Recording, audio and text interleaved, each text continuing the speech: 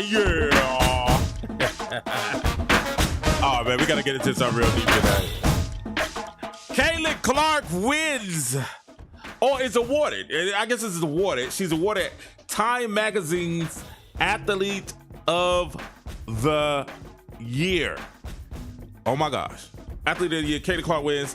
And it really is a great accomplishment.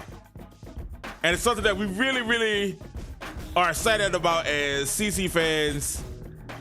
But as with a lot of things that deal with Caitlin Clark, there's a lot of controversy surrounding some of the remarks that were made in the article. So the question is, man, we're excited, we're happy that she was awarded this prestigious honor. Man, but it also is a lot of controversy. And the question is, man, it's definitely a privilege. Oh, what a privilege. Took some overtime to get the time right. Had to lose a little mind to get my mind right. Finally realized, but in hindsight, you wanted the limelight. Me priority never once. You kept close but never really wasn't. I accept you're like a focus. Agree with all your choices. Needed you to need me. Needed you to see me. Until I found the right direction, I think my reflection would agree. Had to find the me in me. The Short Sport by K. David Jordan.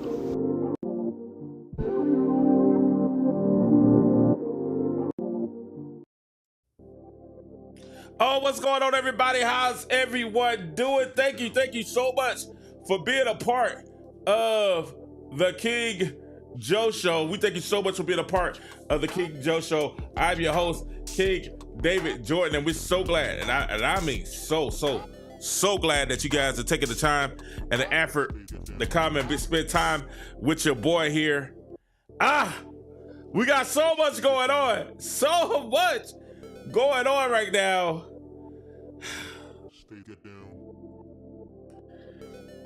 Yo, Caitlin Clark wins another prestigious award, and it's actually phenomenal that she's done that.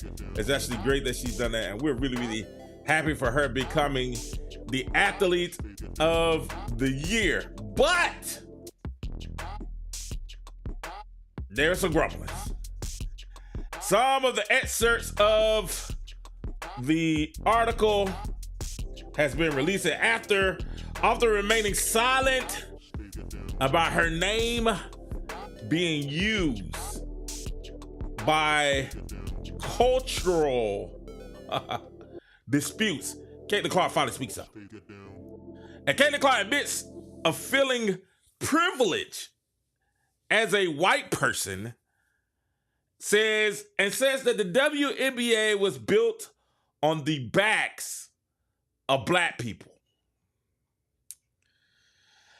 The WNBA phenom, Caitlin Clark, was named Time's Athletes of the Year after putting in women's basketball and women's sports on the map.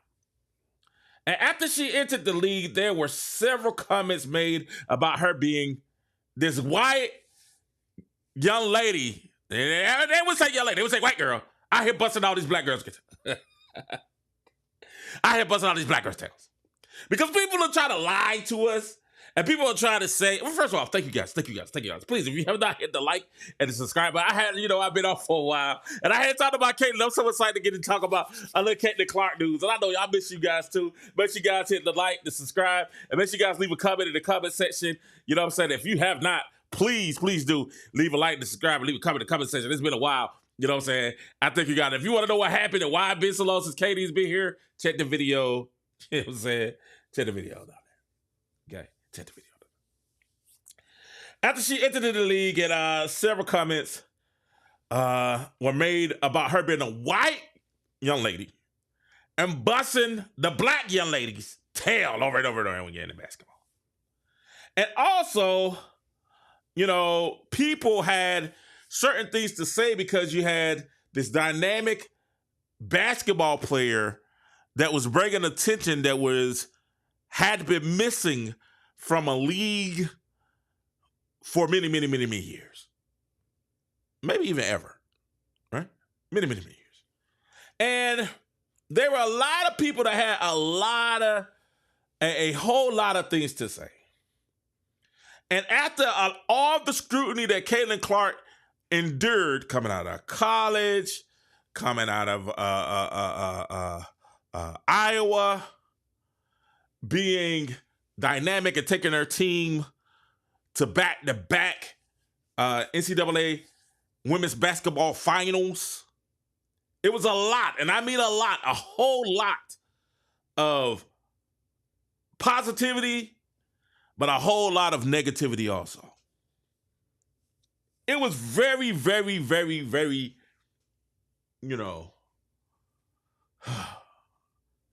Caitlin Clark was very,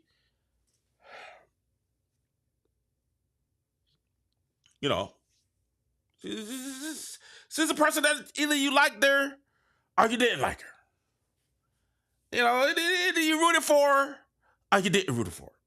And see, Katie, I was one of the ones that first, when I saw this phenom come up and I saw her playing and I saw her, coming up throughout the ranks, because I kind of keep my eye on women's basketball a little bit. I really get into it when March Madness started coming in. I'm like, okay, cool. No, women's basketball. It's probably the best. And the WNBA, not so much. If you don't know me, when we talk about the WNBA, you kind of convince me with it. It's just a lot of things that the WNBA does that turns a lot of people off. And we're going to get to that a little bit later. But when we're seeing Caitlin Clark and we're seeing her coming in and we're seeing the success of her, we're seeing this huge, huge tidal wave of popularity, attention coming towards the shores of the WNBA. It's like, wow, it's going to be interesting. It's going to be very, very, very interesting.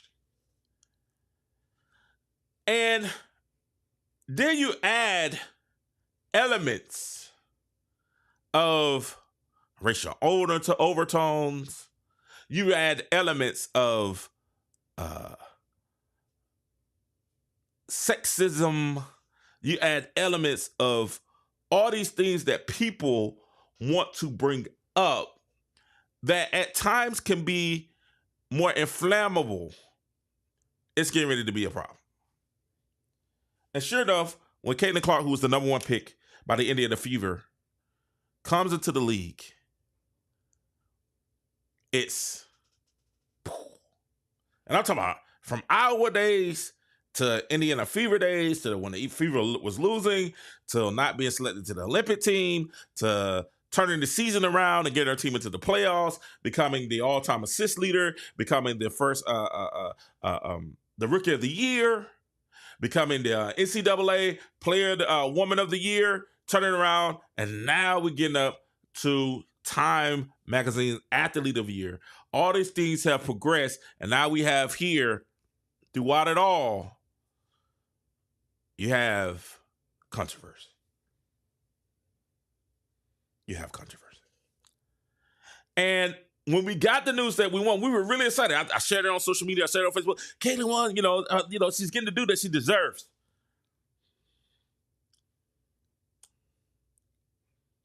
And I'm so excited because Queen Caitlin is doing what she's doing. Getting the admiration and the accolades that she deserves. But then we started getting tidbits about what was in the article. And it starts out with WNBA MVP Asia Wilson that said Caitlin Clark being white was a huge thing when it came to Clark's popularity.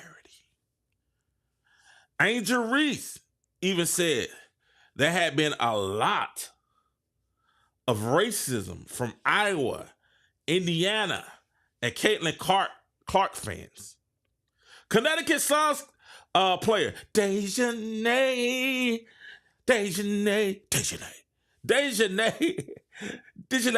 character who poked Clark in the eye during the Connecticut playoff win of the Fever previously criticized Clark for not doing more to call out the racism.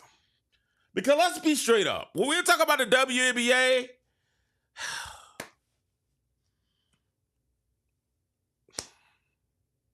a lot of times the WNBA is about a lot of things other than basketball. Can we first start with that?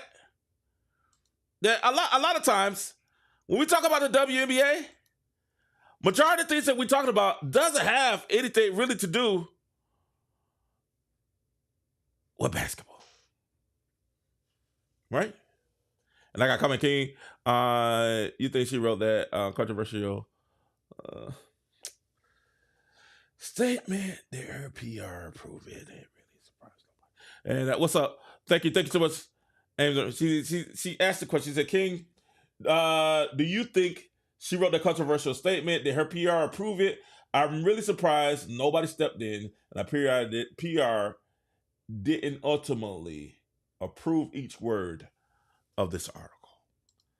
Thank you so much, Aimzer. I thank you for that comment. I don't know. I think when the comment came in, we're gonna get to the comment. We'll get there. We're moving a little fast.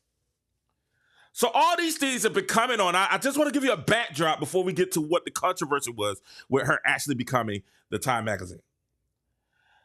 Caitlin Clark's success was often demonized or often minimized and popularity was often demonized and minimized as a racial advantage.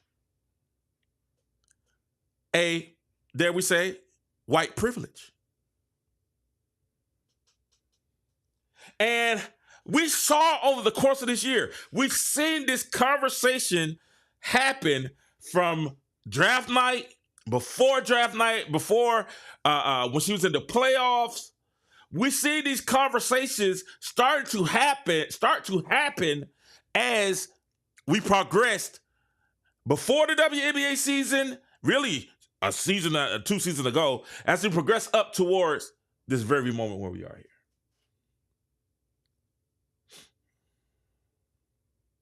And one of the major things and one of the major issue has been from the media, Caitlin Clark is getting all this attention because she's a white woman and everybody hates black women.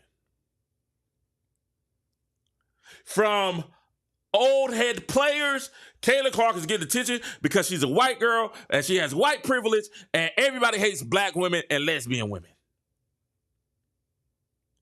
From new players,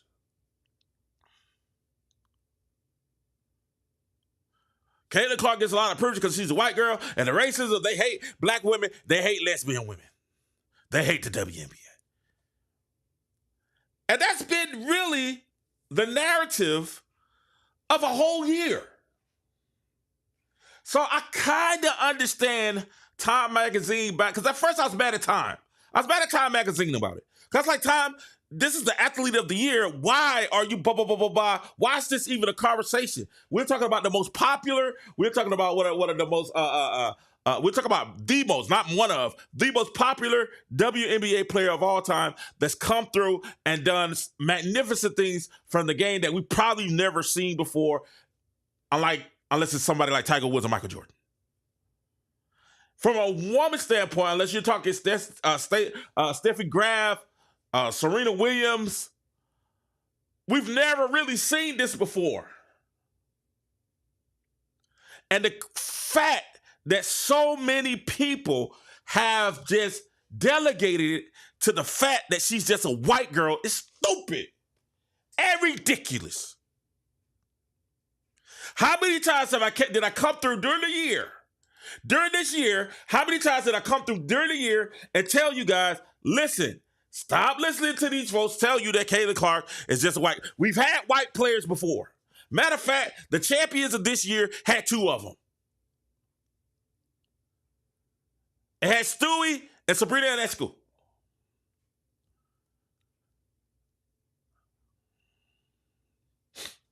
We act like Sue Bird hadn't played in the league. Rebecca Lobo, I know she's not white, but we act like these players hadn't been there all this time. We act like Diana Taurasi wasn't one of the most decorated basketball players of all time coming out of UConn.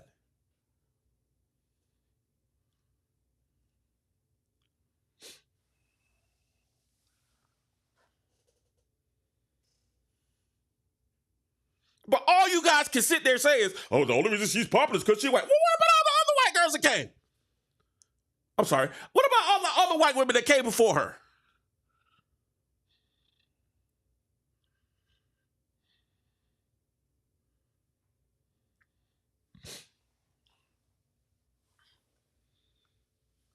Breanna Stewart was a decorated basketball player.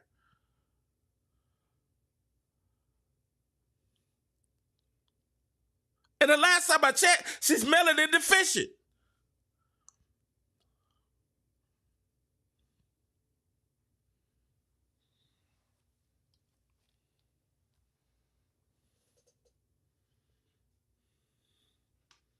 But some kind of way, this has been the premise.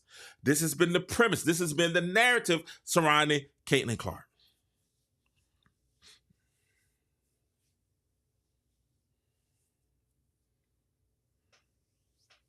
This has been the debate. And it was people like me, and the last time I looked, I was a black man. Always been that. There's people like me that saying, hey man, a lot of people in the black community are being racist towards Caitlin Clark. Black people can't be. Man, stop. Oh my God. We were saying it from the get-go that, hey, a lot of people being racist towards Caitlin.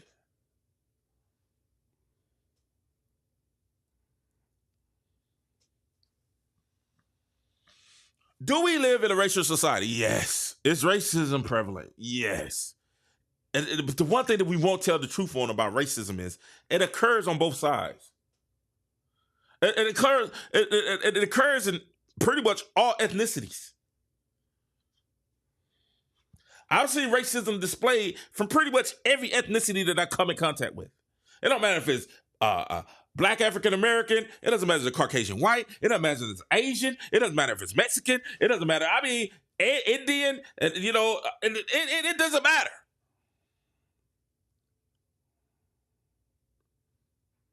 I've seen it displayed. We're the ones that just try to make it a black and white thing.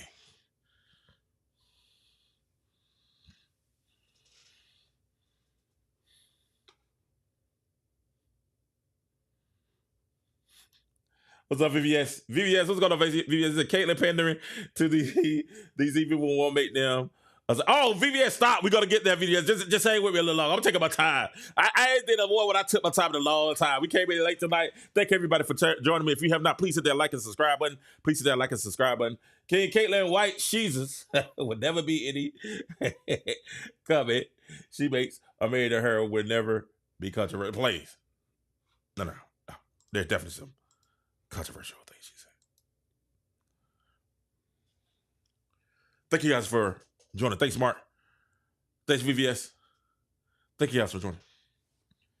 But this has been something that has made Caitlin Clark controversial from the beginning.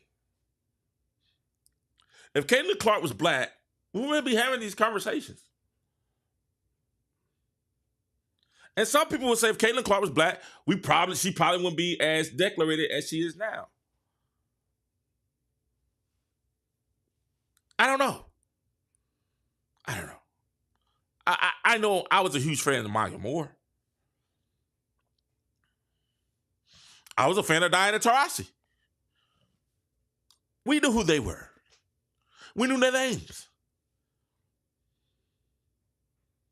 We know Paige Beckers. We know Juju. We know their names. We know the young ladies from Notre Dame. just great players. But what we saw with Caitlin Clark really wasn't even about her color. Her color didn't make. Let's not be honest. Let's be 100% honest.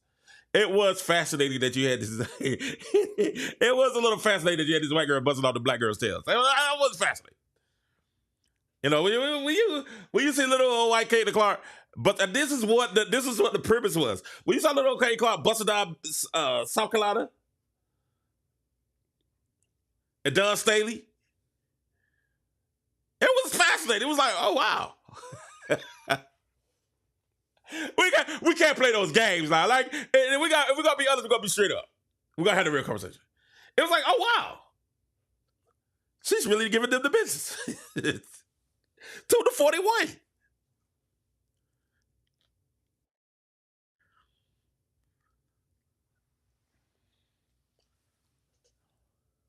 And you see someone ball out like that. And you see someone that comes out and captures the minds and and captures the pulse of a nation, where it's must see TV to 18 million views. Yeah. And let's be honest, on every stage that she got on, she performed. She performed. And many of fans, black, white, Asian, Mexican, Hispanic, whatever international, whatever ethnicity you were, all was like, yo, she's dope. She can ball. But just like everything else in the WNBA, the problem is, it's the WNBA. And I said here before she was drafted, and you guys know those who were fans, I said from day one, oh God, can she go anywhere else except the WNBA? Because if you know anything about the WNBA is so trash. It's so trash. I mean, legitimately, we can't make up how trash the WNBA is. We can't make up. And this is coming from a black man. We cannot make up how trash the WNBA is. Not the players. Well, some of the players. But not all the players. But the league is trash. The people who do business in the WNBA, the people who are the leaders, are trash. And I mean absolute dumpster fire garbage. And once again, and this is something I'm going to get back to, and something VVS is bringing up. And VVS, we're going to get to it. We're about to get to it now.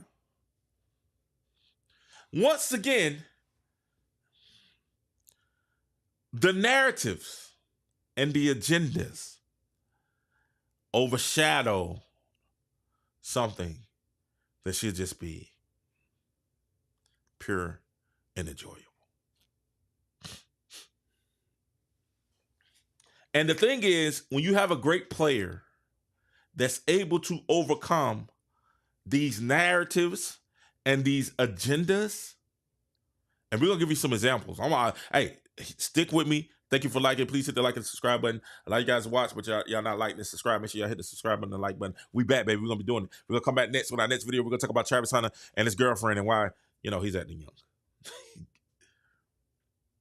But in this situation here with Caitlin Clark, we find ourselves, rather than celebrating a monumental moment in plain WNBA fashion, the main discussion is about their agendas. Truth be told, that is the reason why the WNBA cannot get out of their own way. Because it's never, ever just about the sport. It's never, ever just about basketball. It's never just about the talent. It's always about the narrative and the agenda. And here you have a groundbreaking moment with Caitlin Clark. And like I said, I was first mad at Time Magazine, but then I understood why Time Magazine said, okay, this is a very important part of her story and a very important part of her being able to become the athlete of the year. Because she had to overcome these narratives. She had to overcome these agendas, and she still prospered and took the league to heights that it's never seen before. At 21, 22. So then after I put on my journalism cap and I thought about the story, and I said, okay, all right, I understand. I understand why this is brought up. I understand why this is a story. I understand why these questions are asked. Are they loaded? Yes. Without a doubt, they're loaded questions. But they're looking for the story. I got it. I understand it. Build up. And these remarks, and this is the insert that we have. These are the remarks that we ended up having. In her discussion with Time, Clark seemed to agree with the before mentioned Aja Wilson saying that Caitlin Clark being white is a thing. And let's be honest, Aja Wilson, all right, hold on, we'll get off Aja Wilson. No, I'm going to say it right. Aja Wilson, that's her thing. That's her thing. You remember when she was sitting by her teammate? And she was talking about Chelsea Plum. I mean, Plum. She was sitting by Plum, and she's telling Plum, and they was watching Paige Beckers play, and it's like, her privilege gets her. That is bullcrap, man. That's bullcrap. I'm gonna tell you why it's bullcrap. Y'all want to know why it's bullcrap? I'm gonna tell you why. Right? I coached.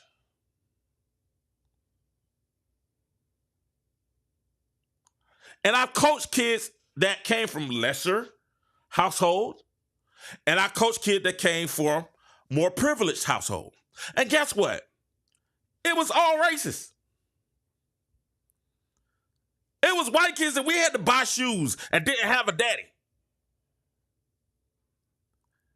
And we had to pick up. It came from a single parent home that could ball. And it was privileged white kids that came from two parent homes. They came from family with money. They came from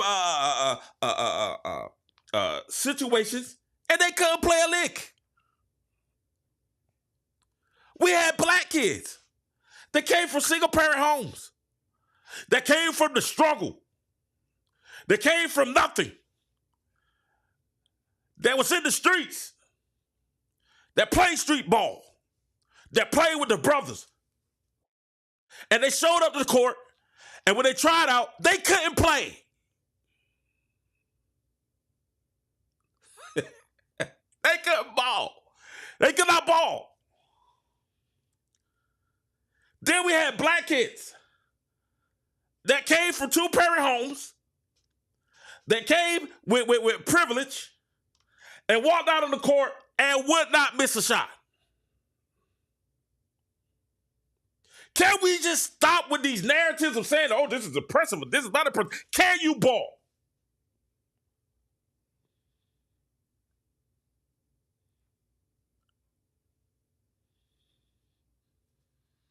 Yeah, sometimes it's a little bit of what's the word I'm looking for? It's at times, there's some situations where we look at, we're surprised when we see Jeremy Lin going out there and balling out. It's a novelty because we hadn't seen it before, or we don't see it very often, right? But we don't see a lot of people saying, well, Jeremy Lin, do you think, did you get here because you're Chinese or Japanese or Asian? Yao Ming, are you here because you're Asian? Can you ball?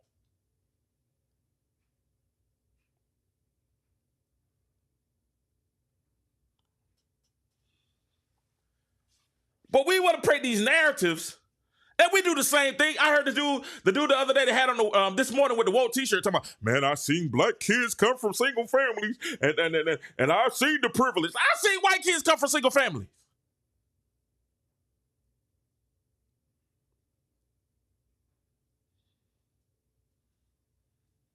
I see black kid comes from well-off. I come from a well-off two-parent home. My dad was an epidemiologist and my mother was a school counselor.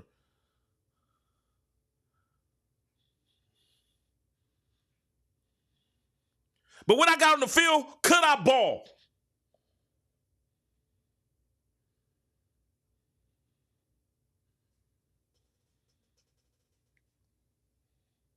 These are narratives, and they are interesting because guess what? It brings eyeballs. Guess what? We having these conversations that we're having now. But if Caitlin Clark couldn't shoot, would she be in this position?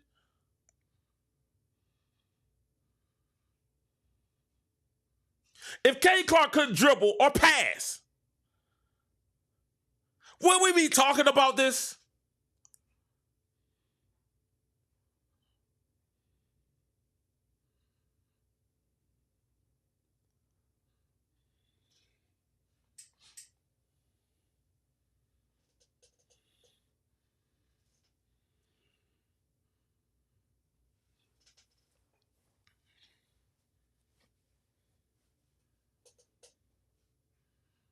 This is the stuff that we get into all the time. And it makes people infamous. And it makes people look at it in certain situations. And we're looking at y'all like, hey.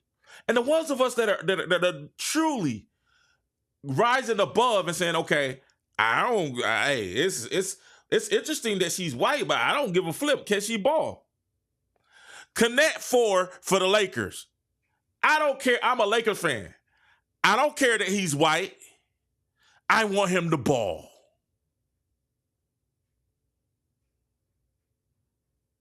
And if he's not going to ball, I want him off my team. LeBron, y'all sit there talking about Bronny and the fact that LeBron, he's from a well-off family that got him up there. So which one is it?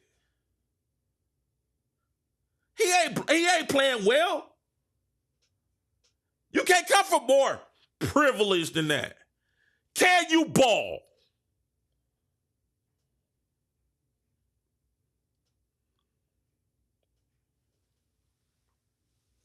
You simple-minded idiots up here always talking this crazy stuff. Can you ball?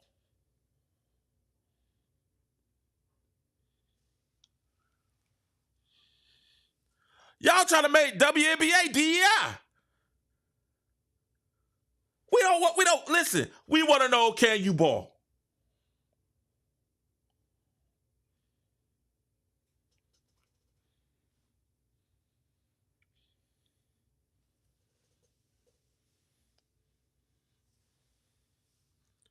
Dallas Cowboys, I'm a Cowboy fan. Y'all know, I know I'm losing people. Y'all not care a lot of people. I'm a Cowboys fan, right?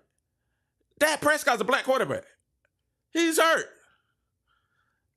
Cooper Rush, hey man, can you ball? If not, get Trey Lance a shot. If not, get somebody else a shot. I want to win.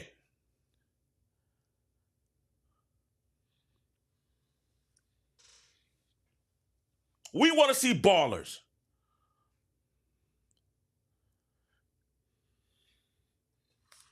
It's just, and this is what we're running into when we have these conversations. It's the fact that, hey, and I ask my people all the time. I say, hey, do we want equality or do we want an advantage?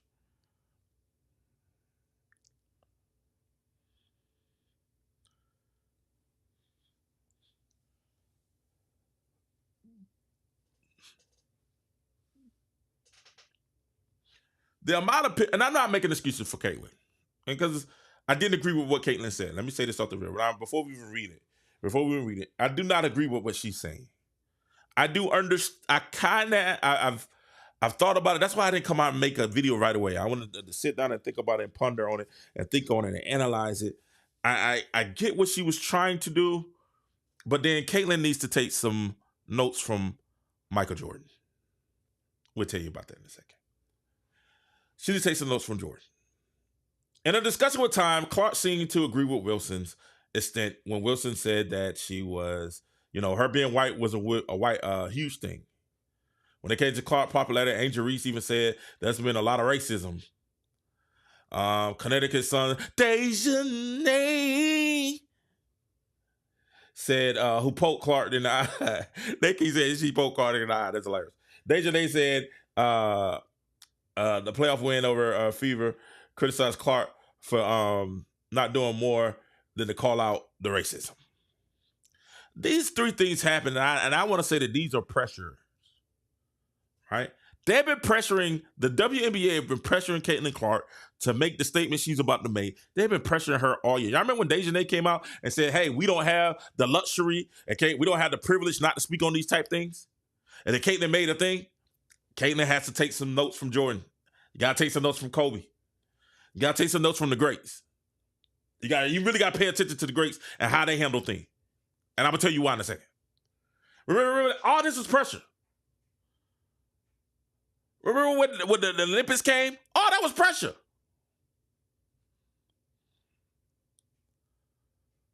They've been pressuring Katie Clark all year to say these stuff.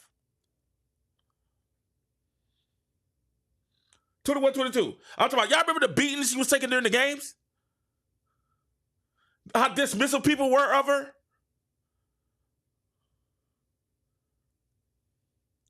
How any opportunity, anything, if they did something wrong, it always came back to Caitlin and her fans and how racist they are.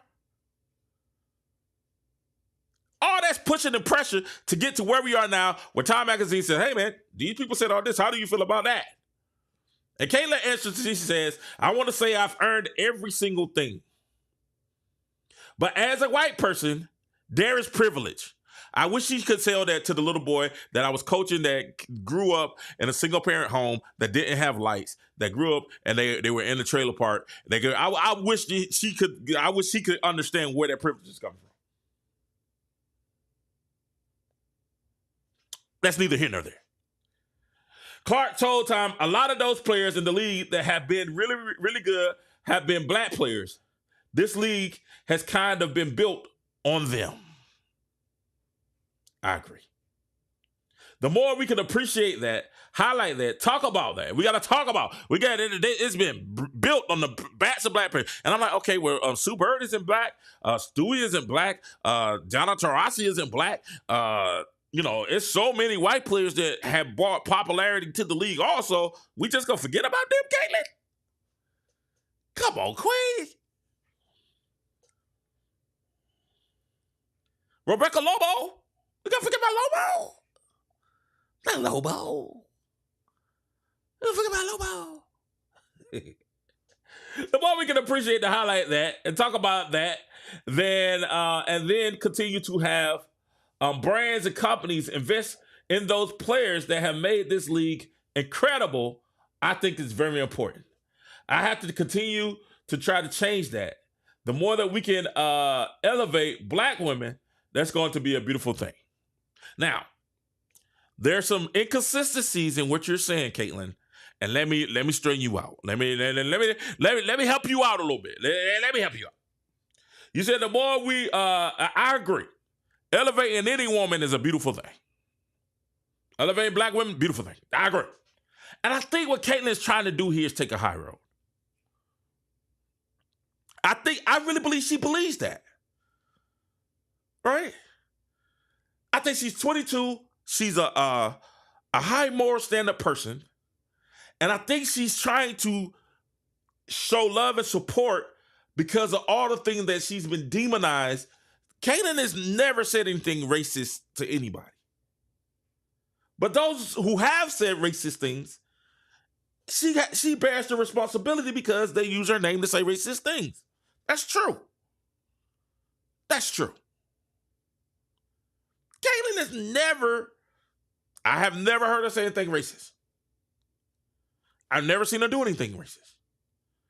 How she act towards some of the black players, I see her act the same way towards some of the white players.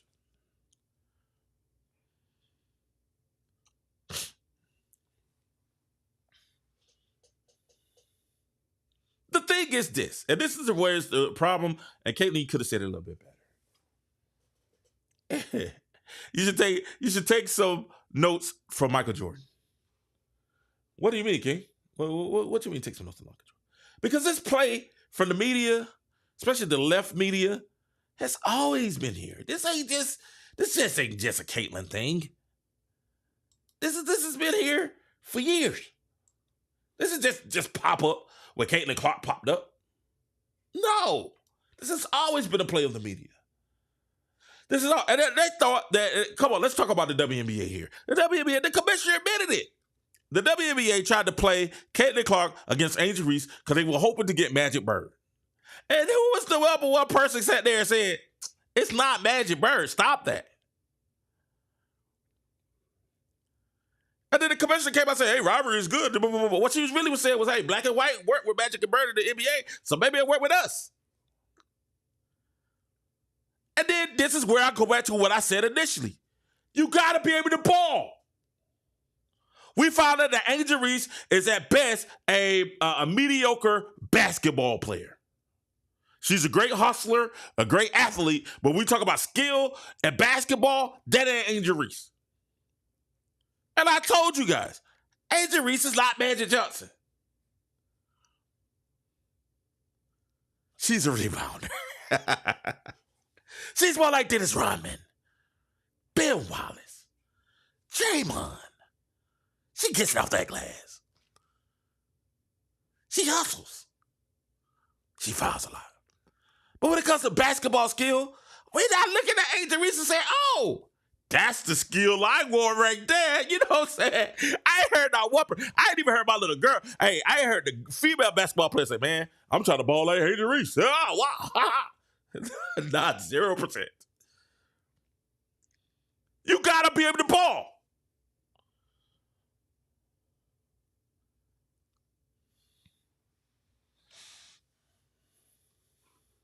That's why it wouldn't work.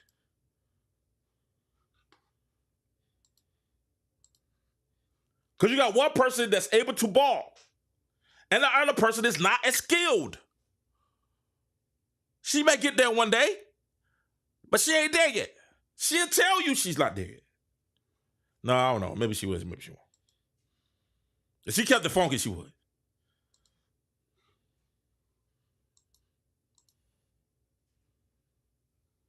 You got to be able to ball. So they tried the Larry Bird and Magic Johnson, Caitlin, and Angel. But those of us that know basketball, we saw that for the reason that wasn't going to work. I told you from the beginning, while they was saying, I said, no, if you got to go Magic and Bird, you got to do Juju.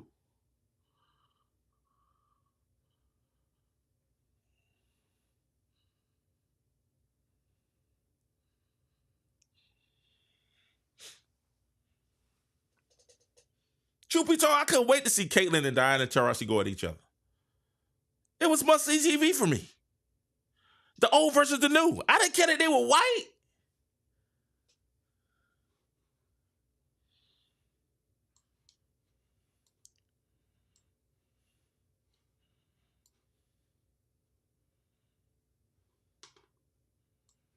You got to be able to ball. And Caitlyn, what they did was they did the Michael Jordan thing to you. And they came to Michael Jordan. I want to read this article. Okay, do we have the article? And Caitlyn, this is what you have to go and look at. You know why we have to look at Michael Jordan in this situation? Why are we looking at Michael Jordan? Want to know why? The reason we're looking at Michael Jordan in this situation is this. It's because this racism and the question of racism and the question of trying to appease everyone, there's always been around. Right? It's always been around. This didn't just start. You got to be careful because people use your words. And with her statement talking about her privilege as a white woman and blah, blah, blah, blah, it was just in ignorance. It was youthful bliss. She was trying to say the right thing. And she didn't understand that what she was doing was walking into a buzzsaw.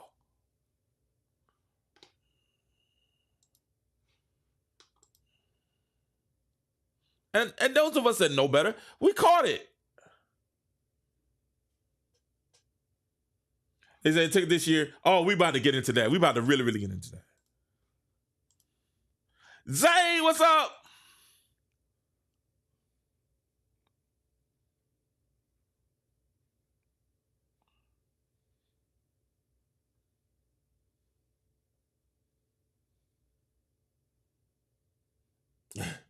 Zay said, my problem with Caitlyn is her throwing Brennan under the bus and agreeing with the WNBA PU. Trying to strip her credentials. Zay, we about to get to it. Let's go. We're going to the. If you have a comment, please go ahead and leave your comment. I would definitely try to read it up here. Definitely, super chats definitely will get read. All super chats will definitely get read online. All privileges cares about is can you ball, not your skin color. That's what we want to know. Can you ball?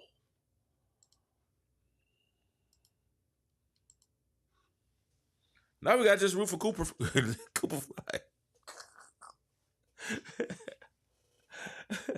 No, hey man, I hate it when white people support basketball. Y'all got a Cooper Fly nowadays. That's all y'all got. Caitlyn does denounce the whiteness.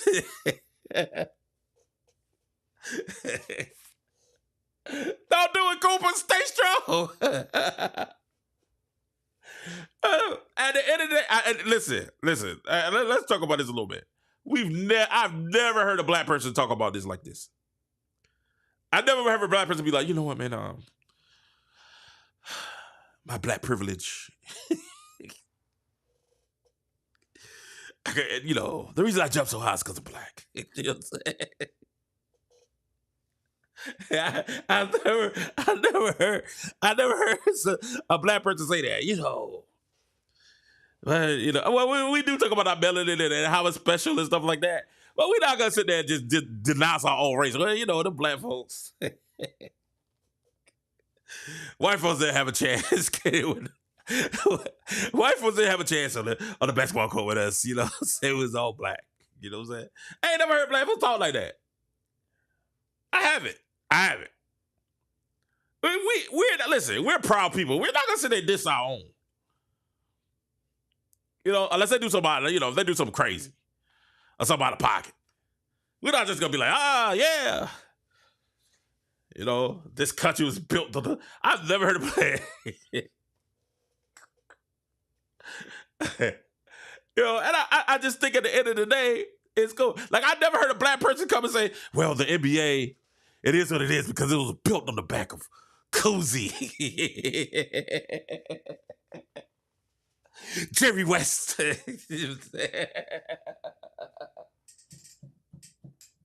I ain't never heard. We gotta make sure those white guys get their due. You know what I'm saying? Hey, we gotta make sure Larry Bird gets his due. You know, because the NBA was built on the backs of these white guys. I ain't never heard it. I'm sorry. I ain't never heard it. I'm sorry. But this is what we get. And this is what we get. Listen, Caitlyn, this is what you gotta do. You gotta take some. We got it. Okay, cool. All right, we got it. All right, you gotta take some notes from the legends that's put in there. And this is the issue, Caitlyn. Listen, I'm gonna tell you why other people can kind of speak on it and you can't. You're transcendent.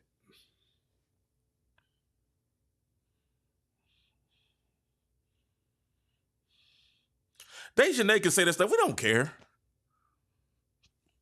We didn't know her before this year. I'm gonna be honest. Asia Wilson can say this stuff. We really don't care. We wasn't really following her like that before this year.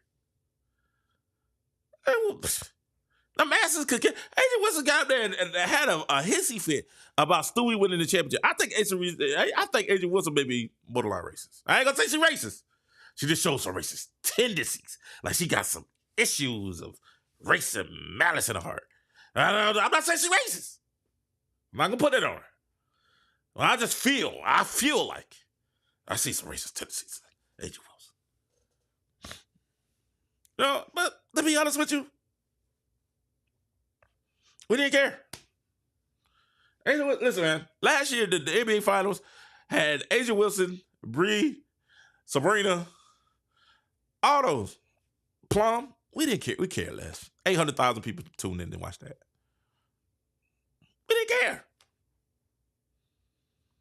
They're great players. They're good players. They're not transcendent players. Transcendent players understand the responsibility to appeal to everyone.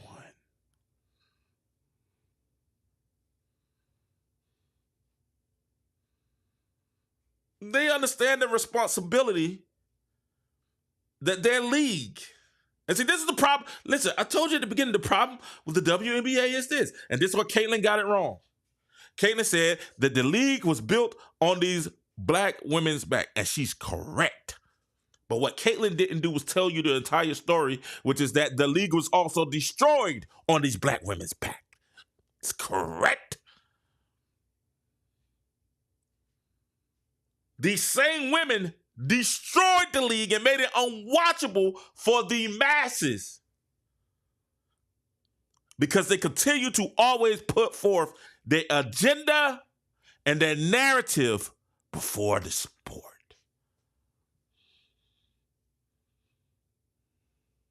That's why, Caitlin, everybody's upset with you right now. Because you're transcendent.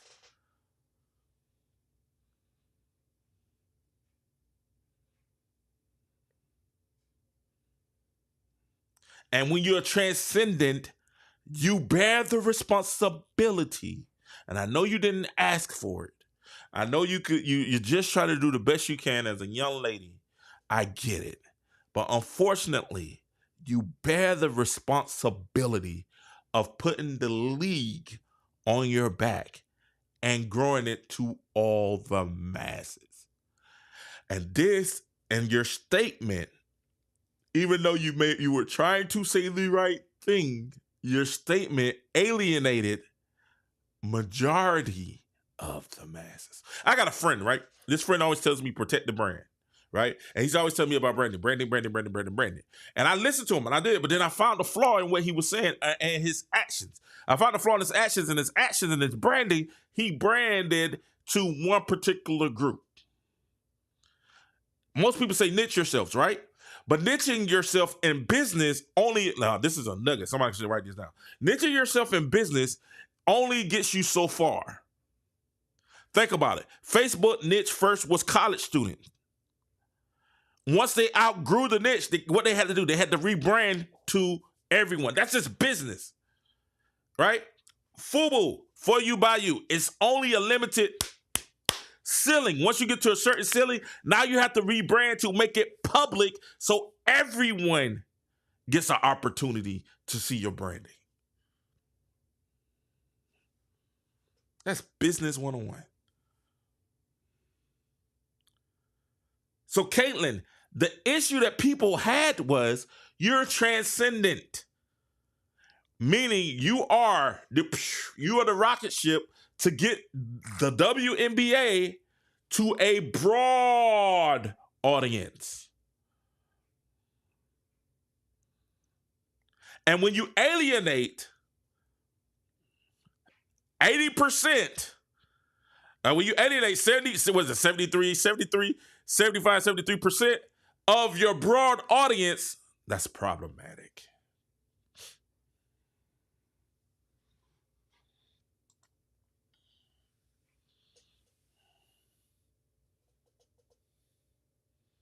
Exactly.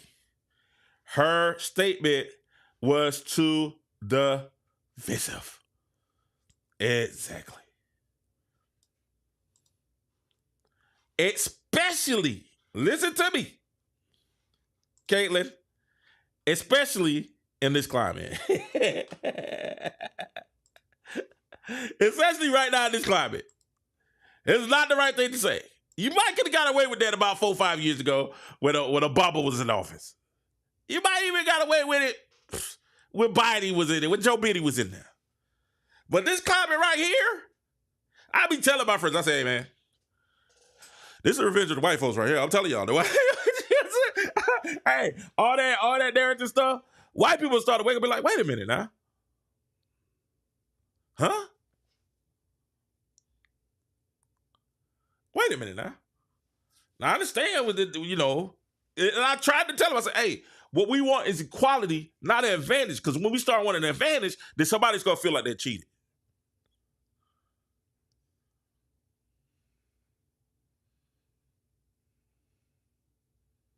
When we start telling people to not be proud of their heritage, they're going to look at you like, y'all, what?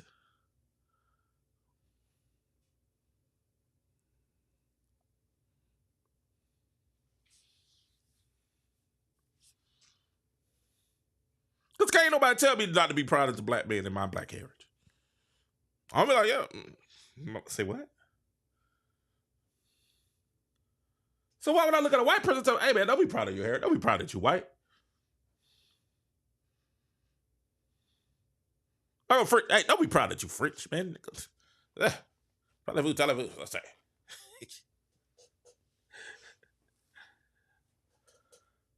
Don't be proud that you're a Chinese guy. No. Forget your culture. Don't be proud of you. Who would tell somebody that?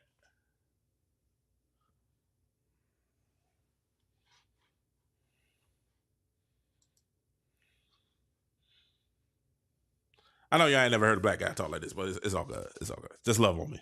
Make sure you hit the like and subscribe.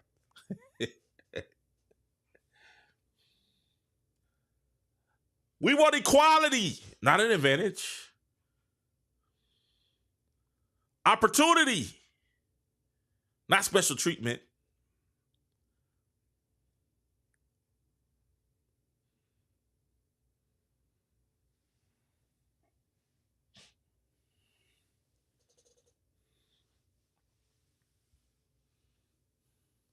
Her statement was read divisive. But Kayla, you can look at some of the major artists and the major people that you can go to. You're not the first person to have this happen to you. You're just a little younger. This happened to Michael Jordan. If you guys remember in the 20th, something interesting happened when we was watching Michael Jordan, we was watching The Last Dance during COVID years when we was locked up. And it was something that I remember a story, and I remember this when I was coming up. I was younger though, so I had to go back and read it again. Okay? And I'm gonna read the story. This is a interview from The Last Dance, so this is from ESPN.com. It says Michael Jordan addressed one of the most famous quotes of his career. I'm not gonna read the quote, but come back down. I'm gonna come out. In the 5th episode of The Last Dance. Michael Jordan largely stayed away from political commentary throughout his public life, didn't back away from a statement which came during the 1990 U.S. Senate race. Now, this is a year before Michael Jordan won the championship. Now, Michael Jordan's first championship was in 1991, right? So this is a year before Michael Jordan's first championship in 1991. Now, he's becoming the face of the league, okay? Jordan, it came during a 1990 U.S. Senate race in North Carolina between an incumbent Republican, Jesse Helms, and Democrat challenger, Harvey Grant, in the documentary. Now, Harvey Grant was a black guy, Jesse Helms was a white guy. And in the documentary, saying he made the comment in jest, but it was the perfect comment, he said. Right? And when they asked them to support the Democratic challenger, Harvey Grant, Jordan simply looked, and Jordan responded and said, hey, not getting involved. He says, Republicans buy sneakers too.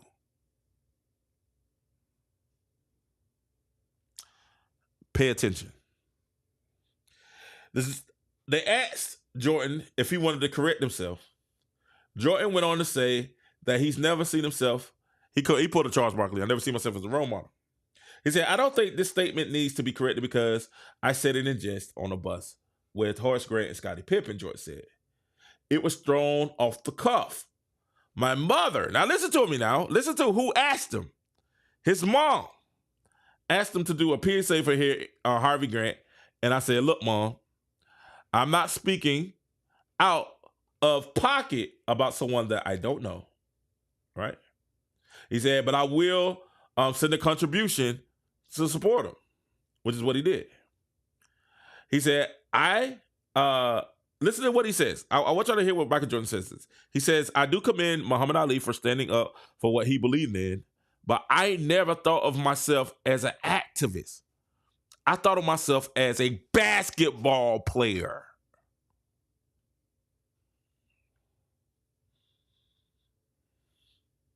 I wasn't a politician when I was playing my sport. I was focused on my craft. I was that selfish? Probably. But that was my energy. That's where my energy was. Now, Michael Jordan caught a lot of flack, including, if you remember that, I remember President Barack Obama, he came and he made in the documentary, Obama discussed Jordan's comment saying that as a young activist, listen what Barack Obama said, Barack Obama said, as a young activist. Now, Jordan already said, I'm not an activist, I'm a basketball player. He wished Jordan had said more on the subject, but it isn't always that simple. He said, I'll be honest. When it's reported that Michael said Republicans buy sneakers too, for somebody who was in that time preparing for a career in civil rights law and knowing what Jesse Helms stood for, you would have wanted to see Michael push harder on that, Obama said. On the other hand, he was still trying to figure it out. And how am I managing this image that has been created around me, and how do I live up to it? I actually like what Obama said there. Jordan did double down on his position. This is an older Michael Jordan that doubled down on his position. It said it's never going to be enough for everybody. This is what Caitlin needs to understand. And see, this is what it is. A lot of times the kids want to listen to the older people that's been through it. The older generation that's been through it. You got to go look at the other transcendent players that's been through it. Caitlin, you got to go listen to Michael Jordan. You got to go listen to Tiger Woods. You got to go listen to Kobe Bryant. You got to go listen to players that's actually been through this, where they're carrying the league on their shoulders, and watch and follow their example. Listening to your peers is not the thing to do. Okay? It's time. Listen, this is what Michael Jordan said. It says it's never going to be enough for everybody. I knew that. I realized that because everybody has, what is it? Oh, everybody has a preconceived idea for what I should do and what I shouldn't do. The way I go about it, the way I go about my life is I set examples. If it inspires you, great. I will continue to do that. If it doesn't, then maybe I'm not the person you should be following.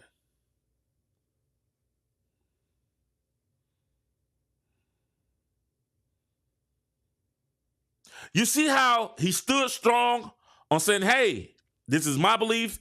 This is what it is. If you don't like it, all right.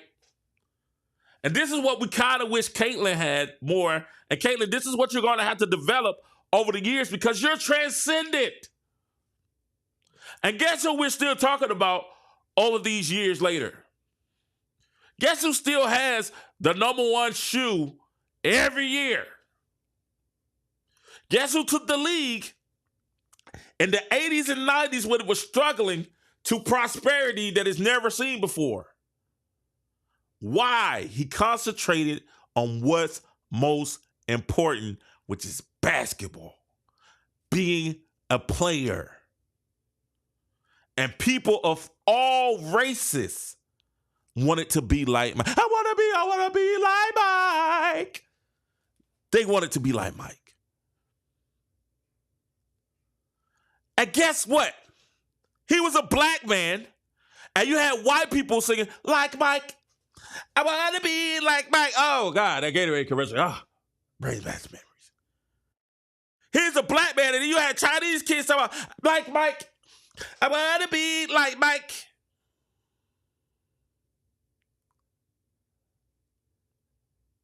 He was a black man. He had black kids saying, like Mike. I want to be like Mike.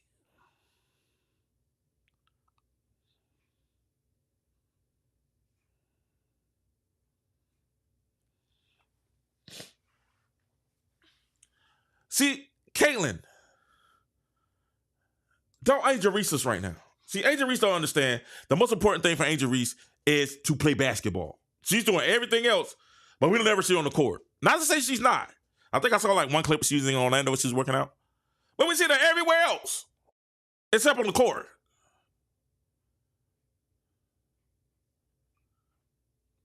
She's not transcendent.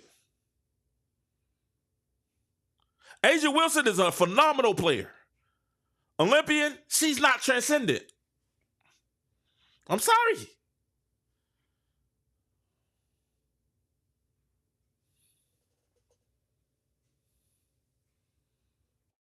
I'm sorry. When you're transcendent, the responsibility is even more than how you feel about it.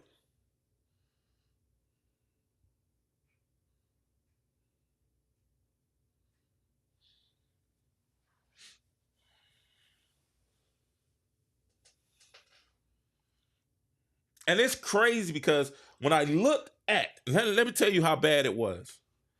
When I looked at one of the people that I follow tremendously on, and I really, I don't know who the person is that's running the account, but on X, the people that I follow on X tremendously, I want to show you guys this. The people that I follow on X tremendously is Caitlin Clark, the Caitlin Clark report. Right? And if we go to the Caitlin Clark report here, see if I can find it. When I sat there and I read the responses of a lot of players, of a lot of people, I was disappointed. But I understand. Let me get to it. I know you guys are wondering. Let me explain why I'm looking at why I was on Asia Wilson's page. And this is another thing before we get to there. Put the camera back on me before we get to that. This is another thing. I understand you're trying to fit in. I get it. But what you have to understand is you really don't have to. They had to fit in with you.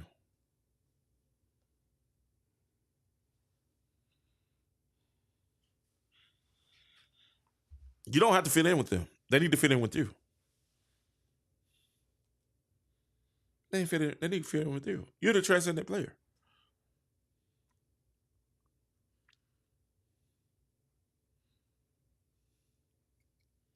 I know what some of y'all said.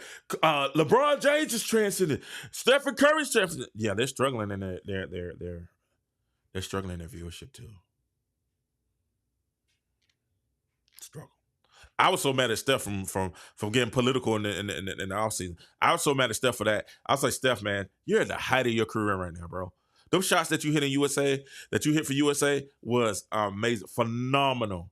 Man, you lost all goodwill when you came up there and you put your politics on your sleeve. And this age, and this climate right here, maybe 4 years ago, maybe during Obama, but not this climate, not MAGA climate. Y'all remember when the Dixie Chicks got up there? During the Obama climate star was talking all that noise. Dixie Chicks disappeared. We didn't. And Dixie Chicks had black people listen to it, white people listen to it, all races of people listen to Dixie Chicks. They disappeared because they said so political in the wrong climate, in the wrong time. Career down. Not in this climate. This MAGA climate. You didn't see the election? You have been talking to Taylor Swift. Listen, man. Taylor Swift is going to do what Taylor Swift is probably at the height of her career right now. Let's be honest. Taylor Swift is at that plateau. She's about to go down. She's at the height. You're still ascending. Let me explain, because y'all gonna be like, Taylor Swift's not gonna make it over here, but she's gonna have other hit records and all that stuff, tours and stuff. But I'm saying this is probably the height. You're still ascending.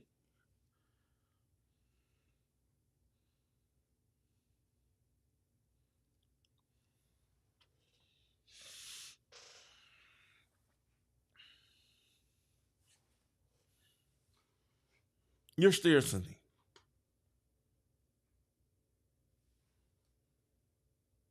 Thank you guys so much for listening to King Joe Show.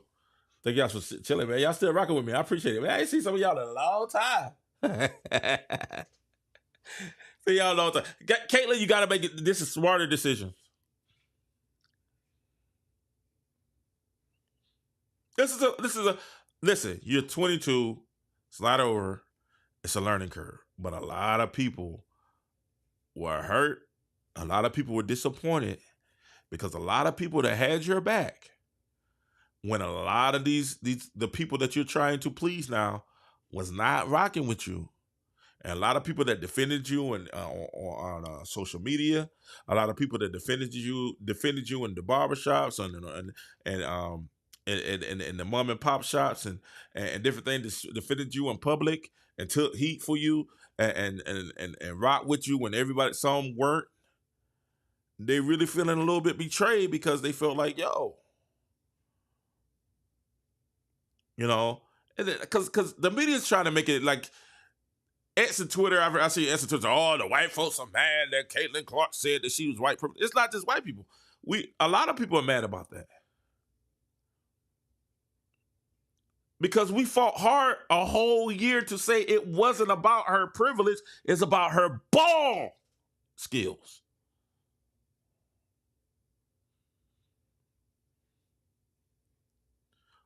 A lot of us fought hard to say, stop bringing up race. Let's just enjoy the basketball.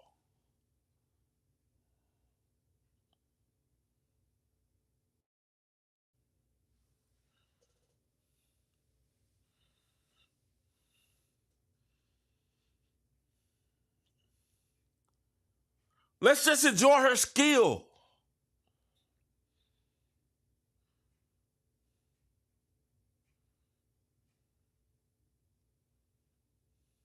The Heisman races between Travis Hunter and DeJounte, right? We don't care if they black or white.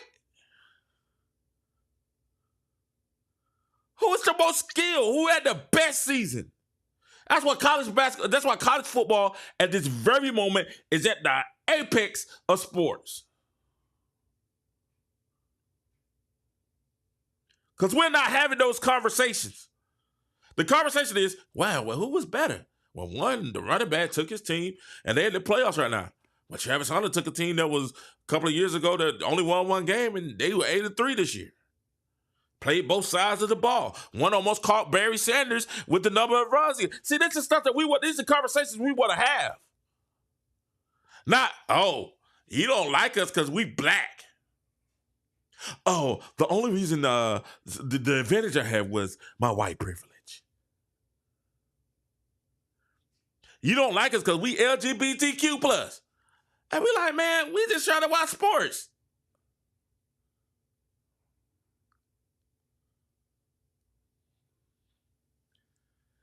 That's Lady Gossip stuff. Who you sleeping with is Lady Gossip stuff.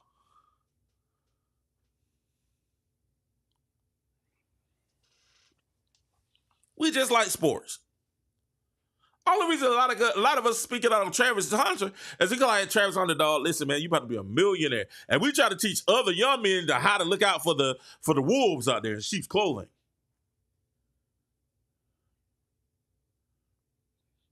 But majority of men we're talking about sports. Who's the best player?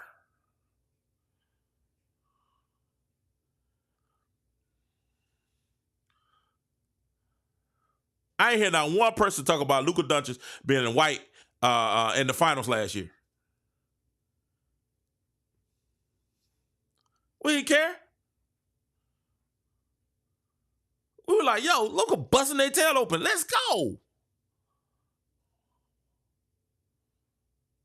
Yeah, as black people, we say, yeah, that white boy busting their tail. But we talk about the balling.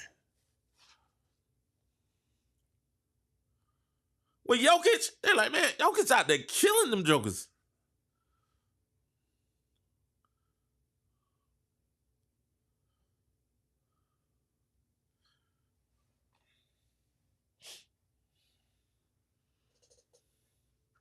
A lot of people fought against that narrative that the media try to perpetuate about racism, and the media try to perpetuate about these things that were the reason for a partial reason for your success. And what you did was you kind of spit in those people's faces that said, nah, man, that's not it. She's just a baller. You kind of spit in those people's faces and say, yeah, part of the reason why I am successful and popular is because I'm white.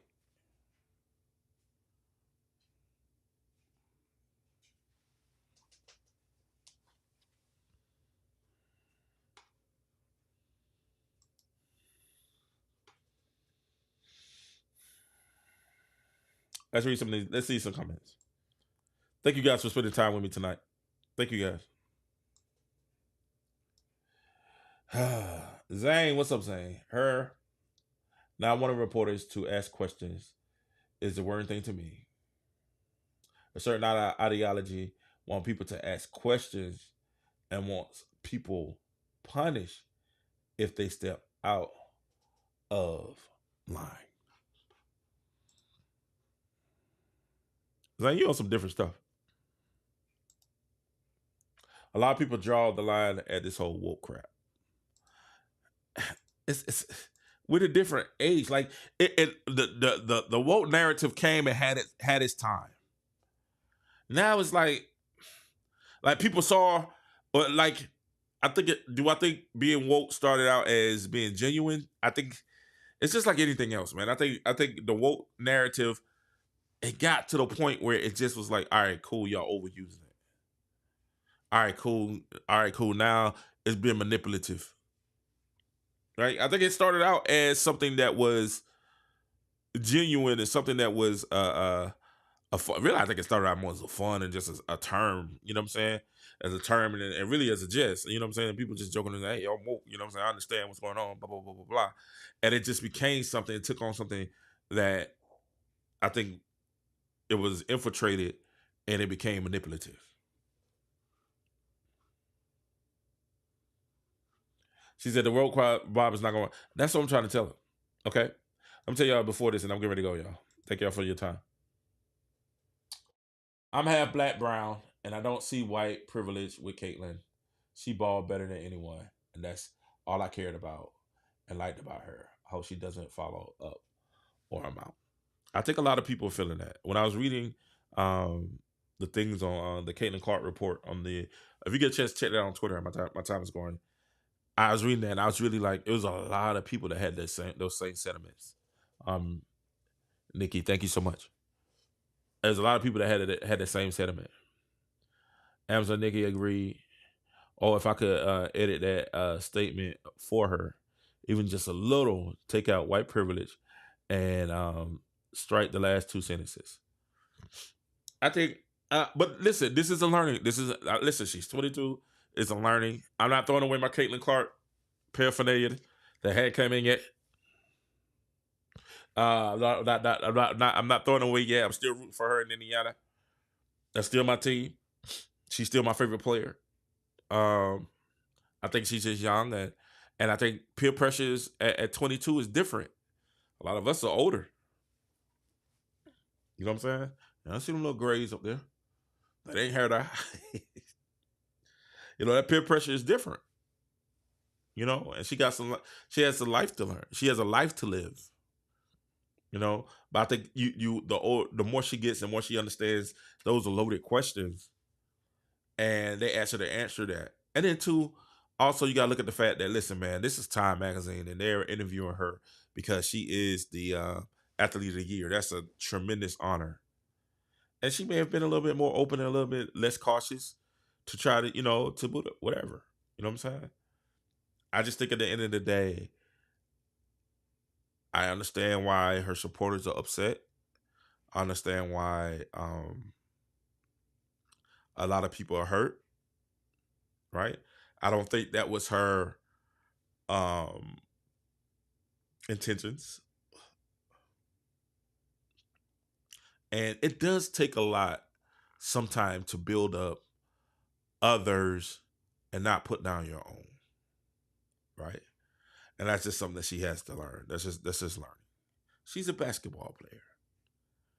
And I'm gonna give her the benefit of a doubt because she's a basketball player. But she has to learn. And I'm like Nikki to a certain extent too. Like, hey, you gotta learn now. Like this is that warning. We've given you 2 warning shots. We're giving it one shot. When you like the Taylor Swift, Kamala Harris thing, we kind of like, all right. And then, the second thing, this is kind of the second one. 3 strikes, so it's a lot of people you out. When I said on Clark Report, a lot of people is already out. And the thing that VVS said is real. Man, them folks ain't gonna like you anyway. I get it. The guy that I was listening to, who was I don't want to call him out.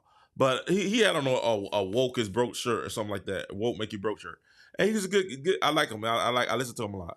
And he was just saying, I didn't like the fact that he was trying to make it look like all black kids that have their father. Like, no, bro. Like, a lot of us grew up with fathers. I ain't like that. But at the same time, he said, he made sense. He said, listen, it's a lot of peer pressure and Caitlyn has to play with those people. And I really do believe that Caitlyn fell in love with a couple of her friends.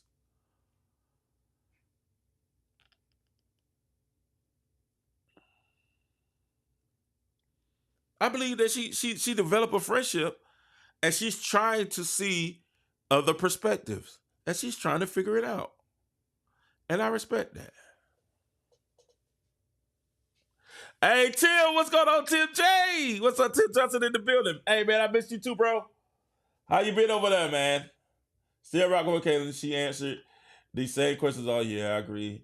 She could have left out the white privilege coming in. Yeah, like, we're not gonna throw it away. It's learning. Good to see you, Tim. It's learning. It's higher learning.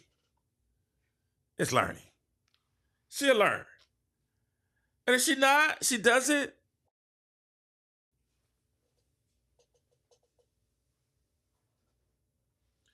And she does it, it's all good. Dan from, hey, CJ. That's what it is. Yeah, Dan from, yeah, I was watching that, and Dan made some points. He's like, hey, she's young and peer pressure at 22 or 21 is different for us to peer pressure at 30 and 40 and above. It's different. Some of us get it differently. Like when I was in high school, peer pressure was there. By the time I got to college, I really didn't give a flip. I knew I was the man then. Oh, we got a super chat. Oh, super chat in the building. Give me that. Do we still have the horde? Is the horde here? Super chat in the building. Give me that horde. Oh, man. Thank you, Zane. Zane. Thank you so much. Zane, we appreciate it so much. Zane says, super chat, it says, I'm not on different stuff. It concerns me when someone agrees with an organization that wants to puts down someone credentials because they asked a question. Zane, Zane, you need to come on and explain that a little bit more. I think, I know who you're talking about. I know you're talking about now. I know you're talking about the lady that before. I know you're talking about. I know you're talking about now. Okay. All right. One thing she couldn't do. She did the one thing she couldn't do. What was that, Zane? What's the one thing she couldn't do? I think at the end of the day, I think this is the issue.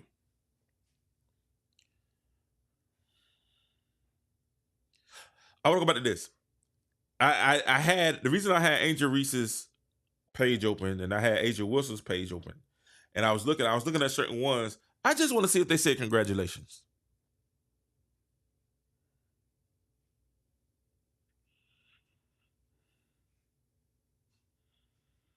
Like I legitimately want to go see it's the WNBA players and the Player Association. That's something we need to look up. Did the Player Association say congratulations to Caitlyn Clark? Somebody look it up and let me know if the Players Association said congratulations.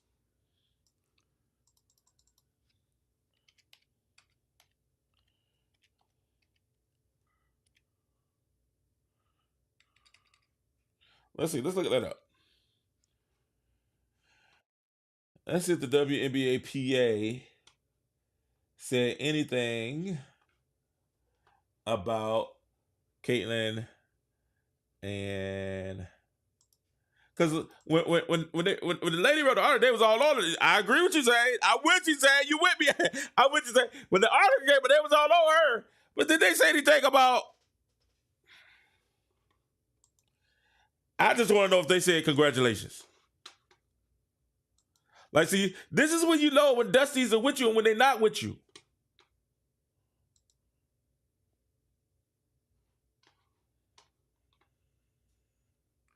He said, bring politics in the sports, see how they turn out. This is stuff we got to ask.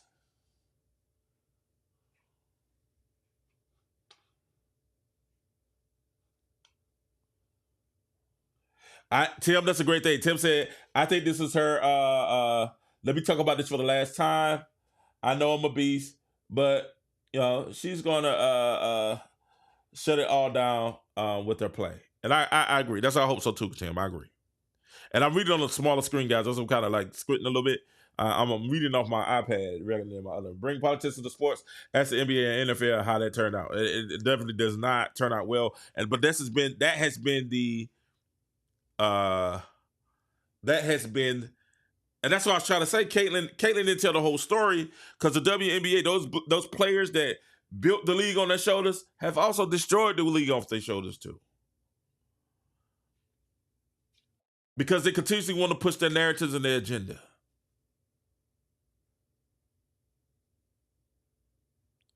That's what I'm saying. I hadn't seen CJ Parson. I hadn't seen anybody congratulate. I hadn't seen anybody say congratulations to Caitlin. I don't know. I don't want to blame. I don't want to say. I say allegedly. I have not seen allegedly. I haven't seen the WNBA PA say congratulations to Caitlin. And this is huge for their league. And this is the stuff that we keep talking about. Angel Wilson is an MVP. This is why I say she's not transcendent.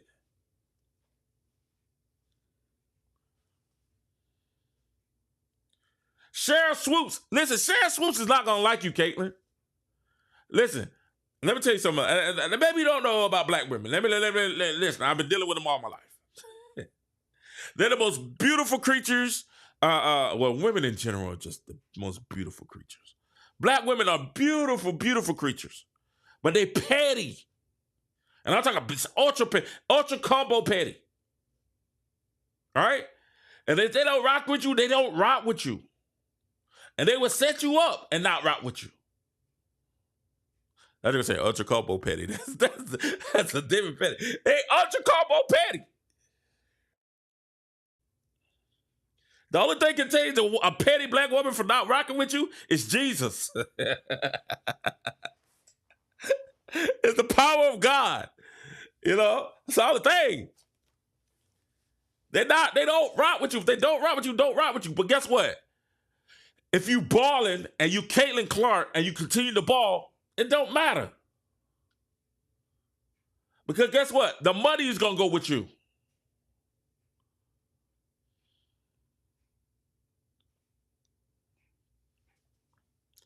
So I'm weird like that. I want to go see. Okay, well, let me see who are the WNBA players. Just like, yo, congratulations. This is monumental. And I ain't talking about Elle Duncan that just want to get in there and say, we told y'all it was about the race, and we told y'all she had privilege. I ain't talking about them.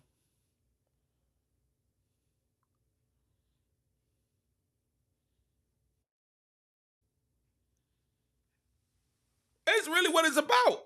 I want to see who said, congratulations, Clayton, on your Time Magazine Win Player of the Year. That's not on Indiana.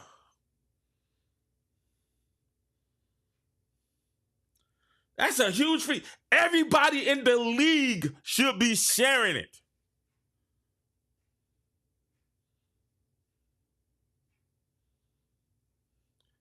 I did see the WNBA post it. They put a little video. The craziest thing is this. They did a video about our Rookie of the Year and didn't even put the end. And you got to end the video with, it's now Time Magazine's Athlete of the Year. You know why? WNBA? Because it's bigger. It's a bigger deal. It's a bigger deal than your MVP. It's actually a bigger deal than your WNBA championship. It's a bigger deal. This is something that never happened before. This is history.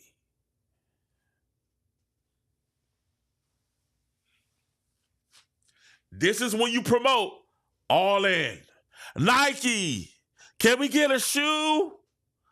Can we get something? Can we get something from you guys?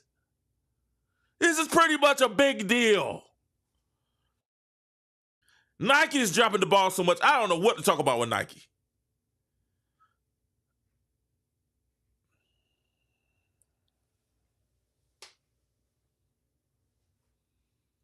And I think that's the issue with us too. And this may be why she's kissing the brass ring too, because she sees that they're not supporting her in her current situation.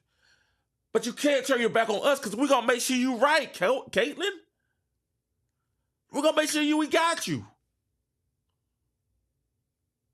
We're gonna hold Nike to the fire and say, Nike, put out Caitlin Clark's shoe.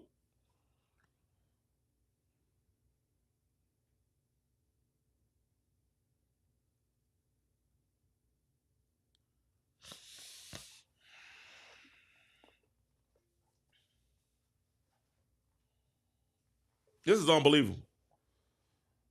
I need to be Caitlin Clark's PR person. Like, I need to be that person on the screen to be like, I mean, I'm trying to figure out, like, Nike, what is Nike doing? Nike, if you were smart, you would have had the shoe would have been out. You would have came out with a Time magazine Athlete of the Year edition of the shoe. You were just missing money. Who's running Nike right now?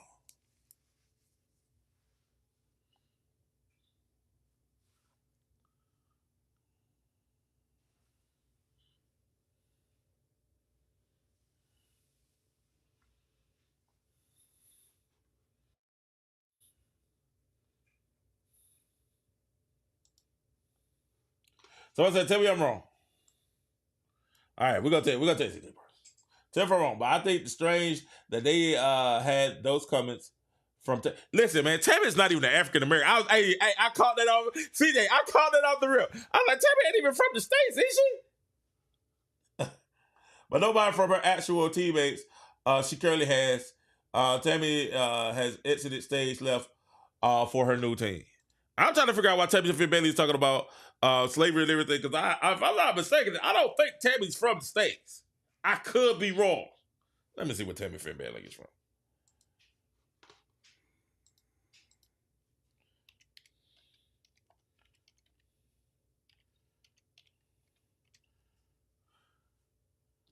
Let me see what Tammy Bailey.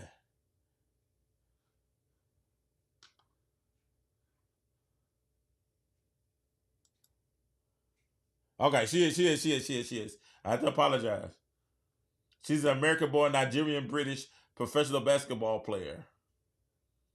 Fabele was born to a Nigerian in Baltimore and has 11 signals. Film producer video to the United Kingdom. Her family moved to London, the United Kingdom, when she was age of 2. Yeah, man. He was here for 2 years. Come on.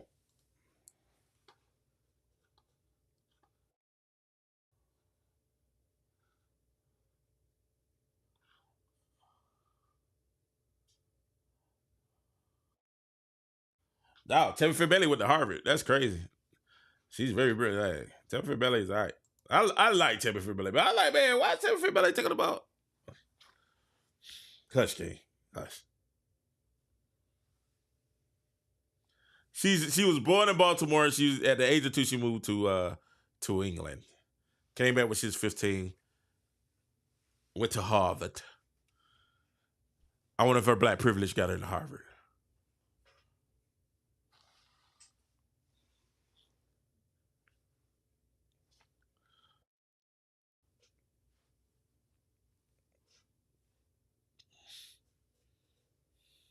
I know. Hey, we're gonna talk. We're gonna keep it focused. I'm sorry. I like Tammy Bailey. Now she's a part of it because she's no longer a Fever, but I really do like her though. She'll definitely do it again because she knows Caitlin will cover for her. Watch, things will get worse. Zane said. I just think at the end of the day, guys, I don't know. I think Caitlin has to understand these people are not your friends. I understand. Listen, I really do believe that Caitlin and Kelsey Mitchell became very close. Very close. But I understand this too. You gotta understand this. And some Caitlin gotta understand too. one thing that black people hate is pandering. Like, you know what I'm saying? Like, people, like, we know, and once we know you're not racist, we cool with you. Like, this, you don't have to over pander. Be yourself. You know what I'm saying? Because then it started to seem disingenuous. You feel me? Just be yourself. If you're not racist, be yourself. We'll ride with you. Especially us that ain't, you got some of us that's had some trauma. You gotta forgive them. Their business been through some things, and I am very I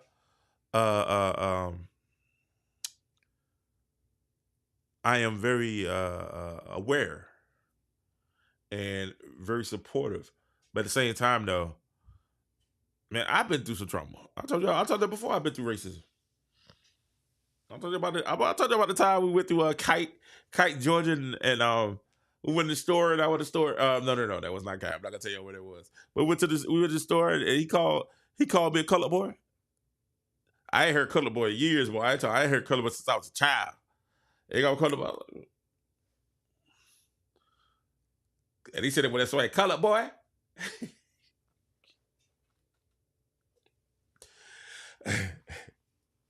Yeah, like color boy. Like, you can't say you can't. I was ready to call me the N-word. Listen here, color boy. I live in Georgia, man. I live in the South. I'm from the South, man. I done dealt with racism. I dealt with it, but you can't let it define you. Can't let it take over your heart and your soul, because you be hating a lot of people that don't think like that. And I told you, I've had just as much hatred from black people that I've had for white people. It's been about equal. It's been about equal. That's how I try to live. I legitimately try to look at everybody and say, okay, cool. All right, cool. That's how I legitimately try. And guess what? I've been blessed for doing that. For loving people for people. You know, their character, how they treat, how they speak, how they do. And I want people to be proud of their heritage and where they came from and their ethnicities. Because guess what? That pride brings forth strength and security. I don't want you to be proud. Listen, it's crazy because we celebrate every other thing. Right? We be out there, Cinco de Mayo. You know what I'm saying? We died to celebrate the trash, you know what I'm saying? We celebrate everybody's culture. So I celebrate everyone's culture. Man, what y'all talking about? It's dope. I'm going to Japan.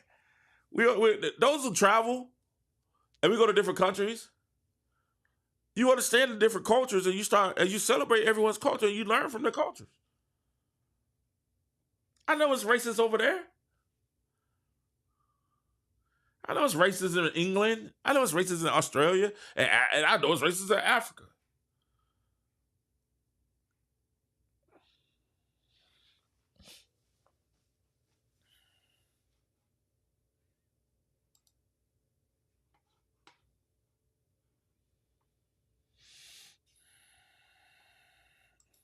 That was tough.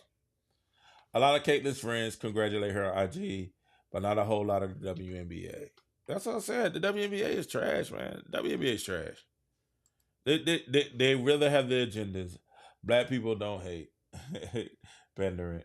Don't hate pandering. Democrats and liberals. You know what? All right, listen. All right, okay. You got, hey, AJP. All right, hey, AJP, you're right. You're okay. You're right. Those of us who have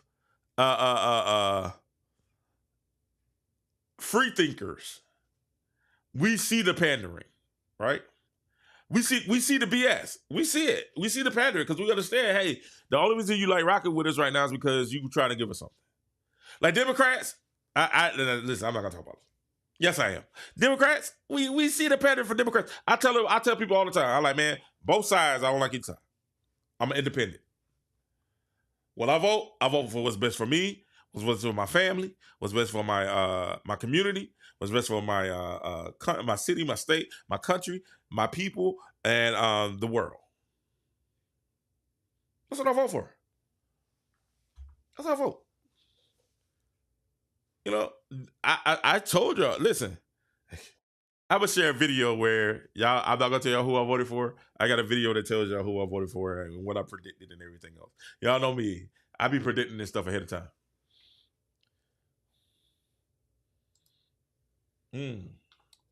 That's a dig from Tammy, all right. But what if we say the WNBA legacy is looking at Juju as the great black hope? Does it land the same? No, because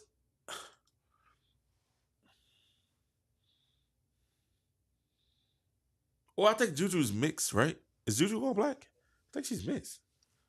But I think the thing with Juju is if Juju did what Caitlyn done, right? If Juju's done what Caitlyn's done, and Juju came out and she was that, my estimation with Juju's game and how Juju balls, Juju would be, I won't say she'd be as popular as Caitlyn. I won't say that. But I think Juju will be a very popular. If Juju and Caitlyn came out at the same time, that's the perfect storm that the WNBA needed. That's what they needed. The fact that Juju's a couple of years behind kind of hurts them. But if Juju and Caitlyn came out at the same time, oh, perfect storm. Then we can actually kind of say, okay, this might be Larry Bird and Magic. Because this is the thing. Larry Bird and Magic, yes, it had racial overtones, right? It did. But more than that had racial overtones, you had two guys who could legitimately ball and carry a franchise legitimately. And they tried their best to do this with Angel Reese and Caitlyn. They got Caitlyn to go to the predominantly white Indiana, right? You know, and you got Angel to go to the predominantly black Chicago sky. Y'all don't see this stuff. We be seeing this stuff off the rip. We're not dumb. That's not ironic. It's not ironic. Because let's be honest. It's not irony. Y'all think that's irony?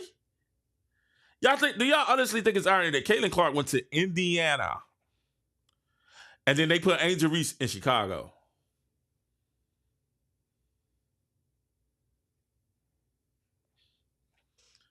They were trying to set it up. They were trying to set it up. Problem is, both of them can't ball. One is not as dedicated to the sport and has the skill as the other. See, Larry Bird had the skills to pay the bills, right? And the thing was, black people knew it.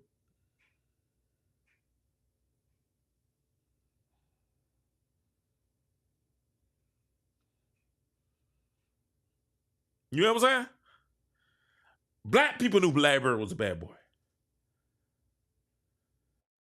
You wasn't going to no black person be like, hey, man, Larry Bird ain't no good. He ain't no good. They be like, man, you crazy. Larry Bird is a ill white boy. What you talking about? That boy can ball. You done lost your mind. You done lost. Larry Bird can't play. What you making out here? Even if you didn't like him, you'd be like, hey, that boy can ball. Magic Johnson. White people knew Magic Johnson can ball. Magic. You was going to, even if you was a Boston Celtics fan, you didn't like Magic at all, but you knew Magic can ball.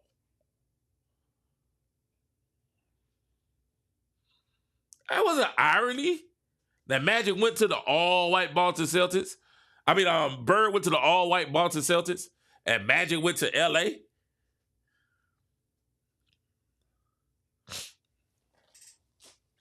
Man, these folks knew what they were doing.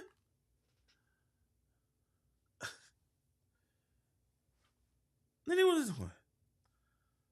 And the problem with the WNBA, Angel can ball. Allegedly. Angel can't ball. Like that game doesn't report. If Angel had Juju's game, they were on to something. But we seriously found out that Angel wasn't Juju. Angel wasn't magic. She was Angel. A rebounder.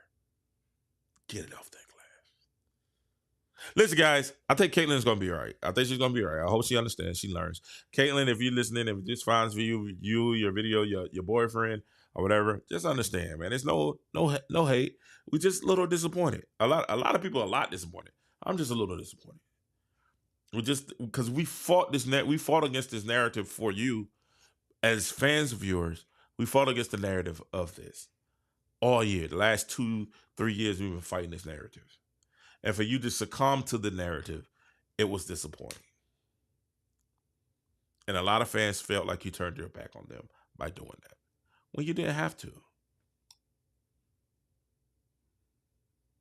When you didn't have to. Learn from Michael Jordan. Republicans buy shoes too. You said in your article you wanted to grow the league. And the best way to do it, stay neutral.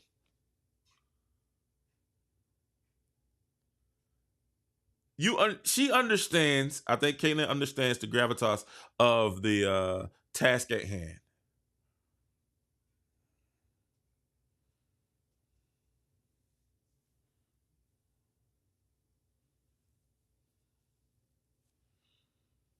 I think she understands the gravitas of the task at hand.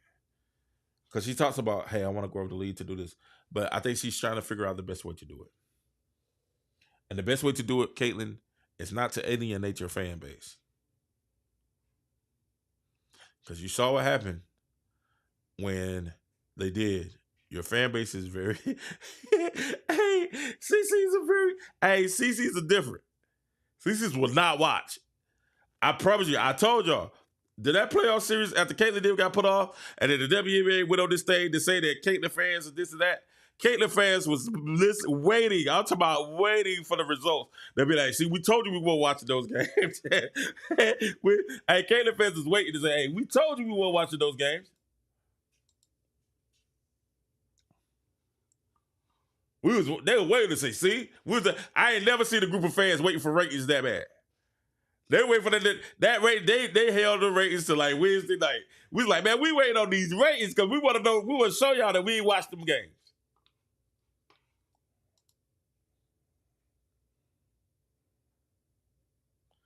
Be like Patrick Mahomes. I'm here to play football. I'm here to ball out. Yep, Patty Mack. The transcendent ones understand. Hey. This bigger than... See, let me tell you something. LeBron James was different.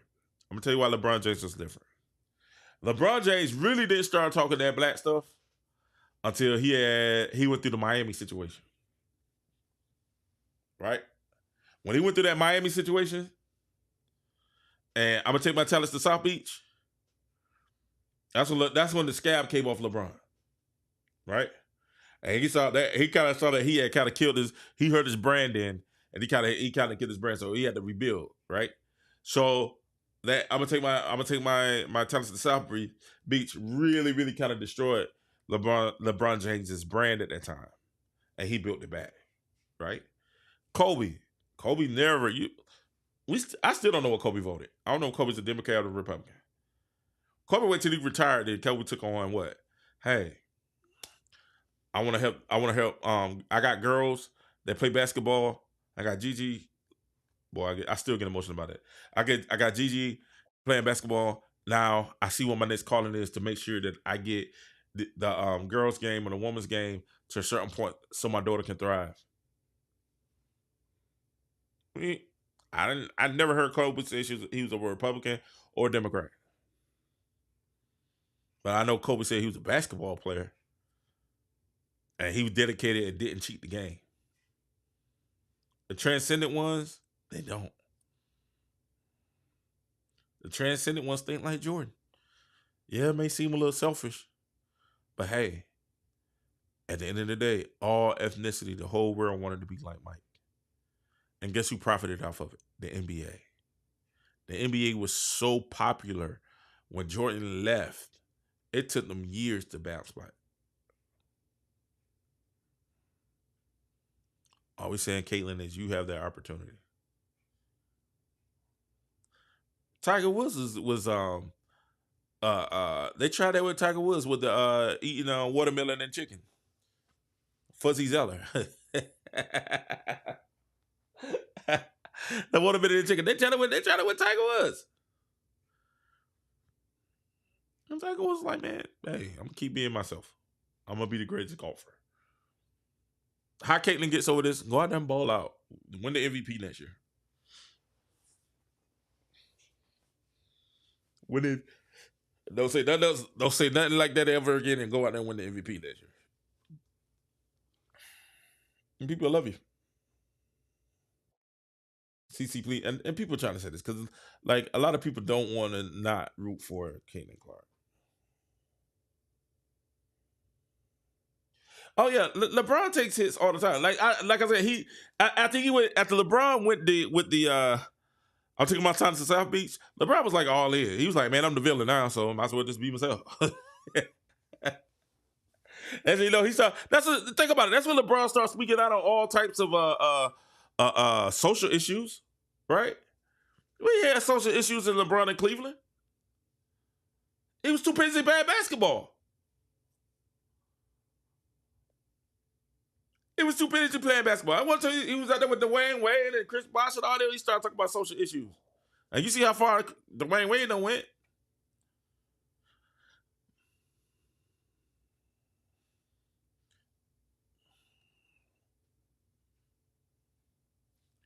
And you're focused on winning championships now. Right? Michael Jordan was on something. Michael Jordan was like, hey, man, I don't have time to be an activist. I'm focused on winning championships. And guess what? Everybody respected. If you stand on it. Michael Jordan told his mom no. If you stand on it, everybody respects it.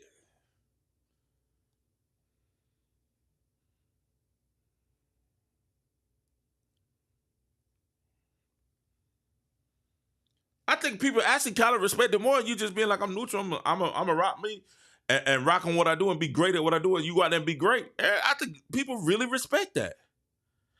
Even more than saying, hey, I'm taking a side.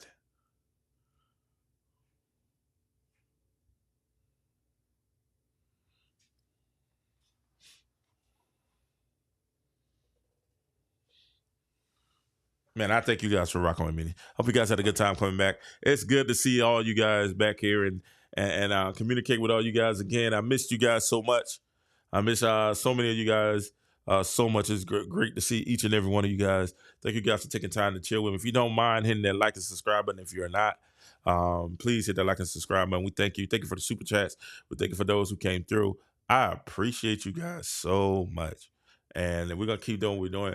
Next video will probably be tomorrow. We're going to talk a little bit about Travis Hunter and relationships and sports and getting money. We're going to talk about that. And we're going to talk a little bit more about Caitlin Clark as it unveils. As we see different things happen, different people talk.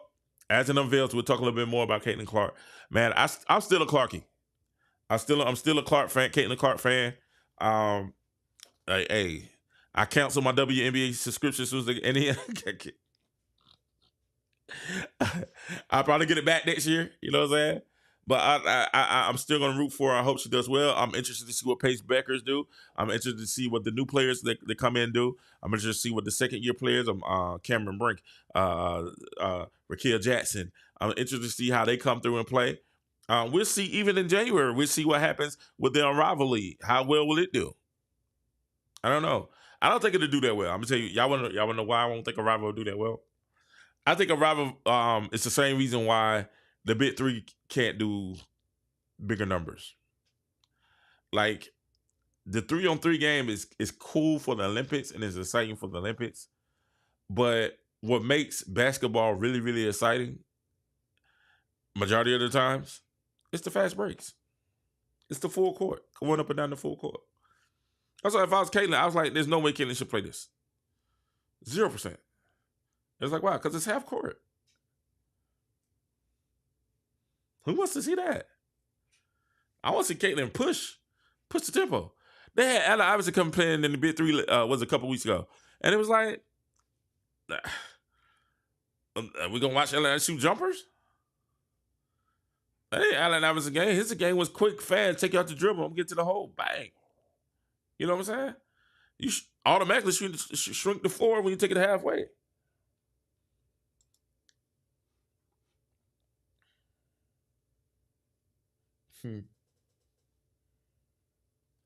They said Juju and Page getting balled by their teammates at the present. We'll see what happened. It's gonna be an interesting year. I think Juju, they played a weak team though. She went for 40 the other night. They played a very weak team. Them girls, hey, I'll tell you who's not playing though. Them girls from Notre Dame, was it Bailey and what's the other chick from Notre Dame? Them girls from Notre Dame is the truth. That backcourt for Notre Dame. Hey, y'all better get your mind right.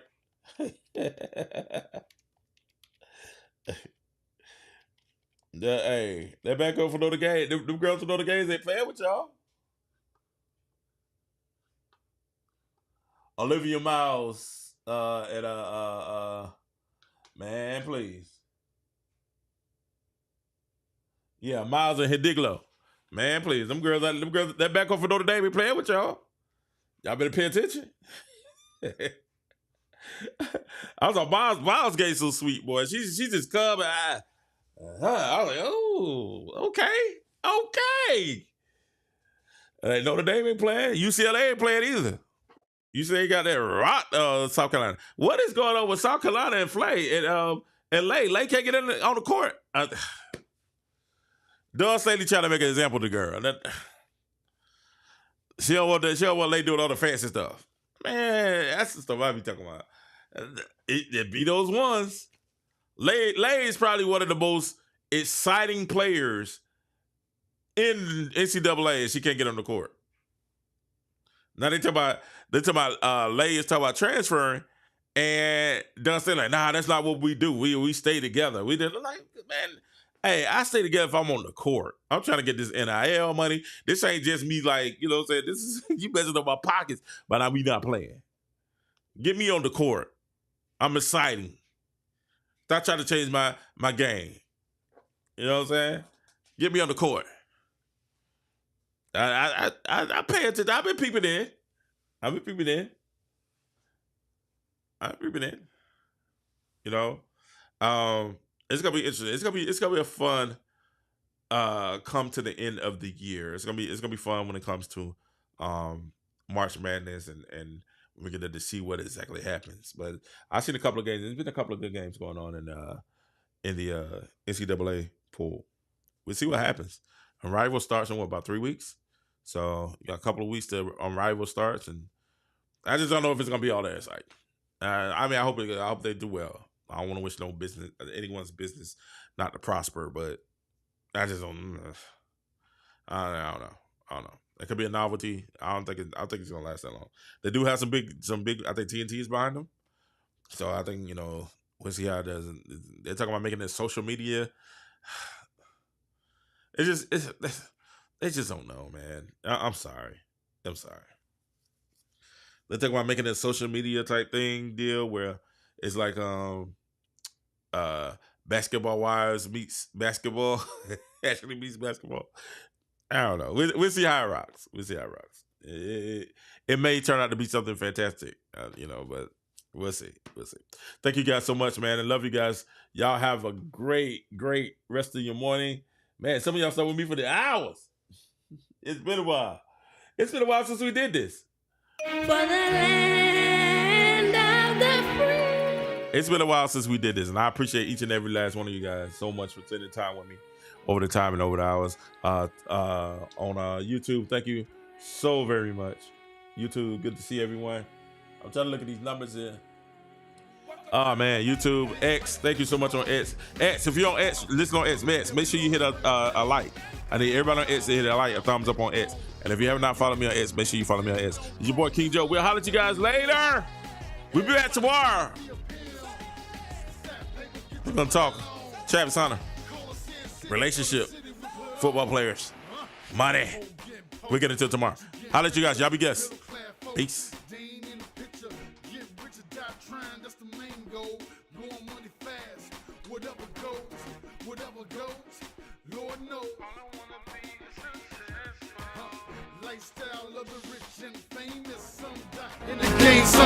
shameless, blameless. That's my word. Spread the good news. Hope it be heard. Land of the free, home of the brave. Ain't none free. The price been paid. Opinions of the God, that's ludicrous. Real talk, homie, you irrelevant. But let me switch it back. Get in focus. America, please take notice. Big lights, big stars, big dreams, big cars, big trucks. Yeah, we rolling real clean. Big job, big house, big home. Rolling candy paint, getting sick, no chrome. It's the life that we live. Everybody tryna be a pill. Stack paper, get your money long. Call us in city for the city we put on.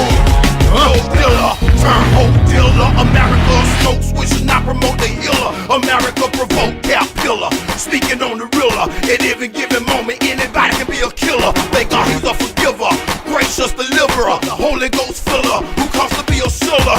Purge like a liver, now we're flowing like a river to the heart of America to make the devil quiver. Wait the dead thriller, but not in vanilla. In the ring like a lead, but with Holy Ghost vigor, with an extra clip of scripture, squeezing on the trigger. Got the devil on his tail, bouncing like Tigger. America, will ya take time to hear the word of the gospel, face it like a mirror. Things will get clearer when the devil don't steal ya. America do it big, but God do it bigger.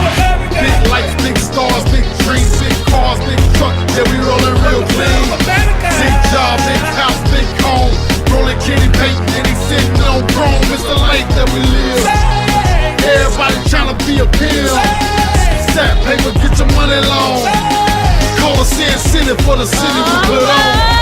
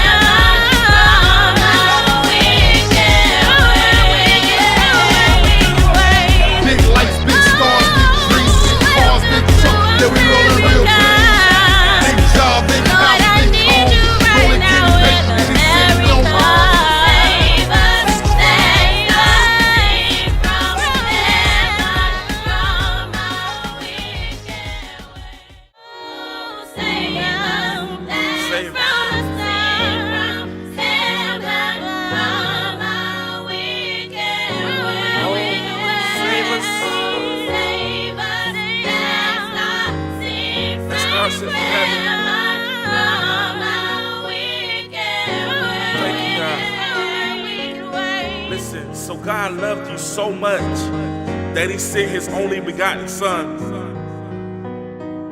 And all we want to do is just offer him to you. He's here to save you. Will you let him in your heart? You are the next generation. Generation. Thank you guys so much. We'll see y'all in the morning. Peace.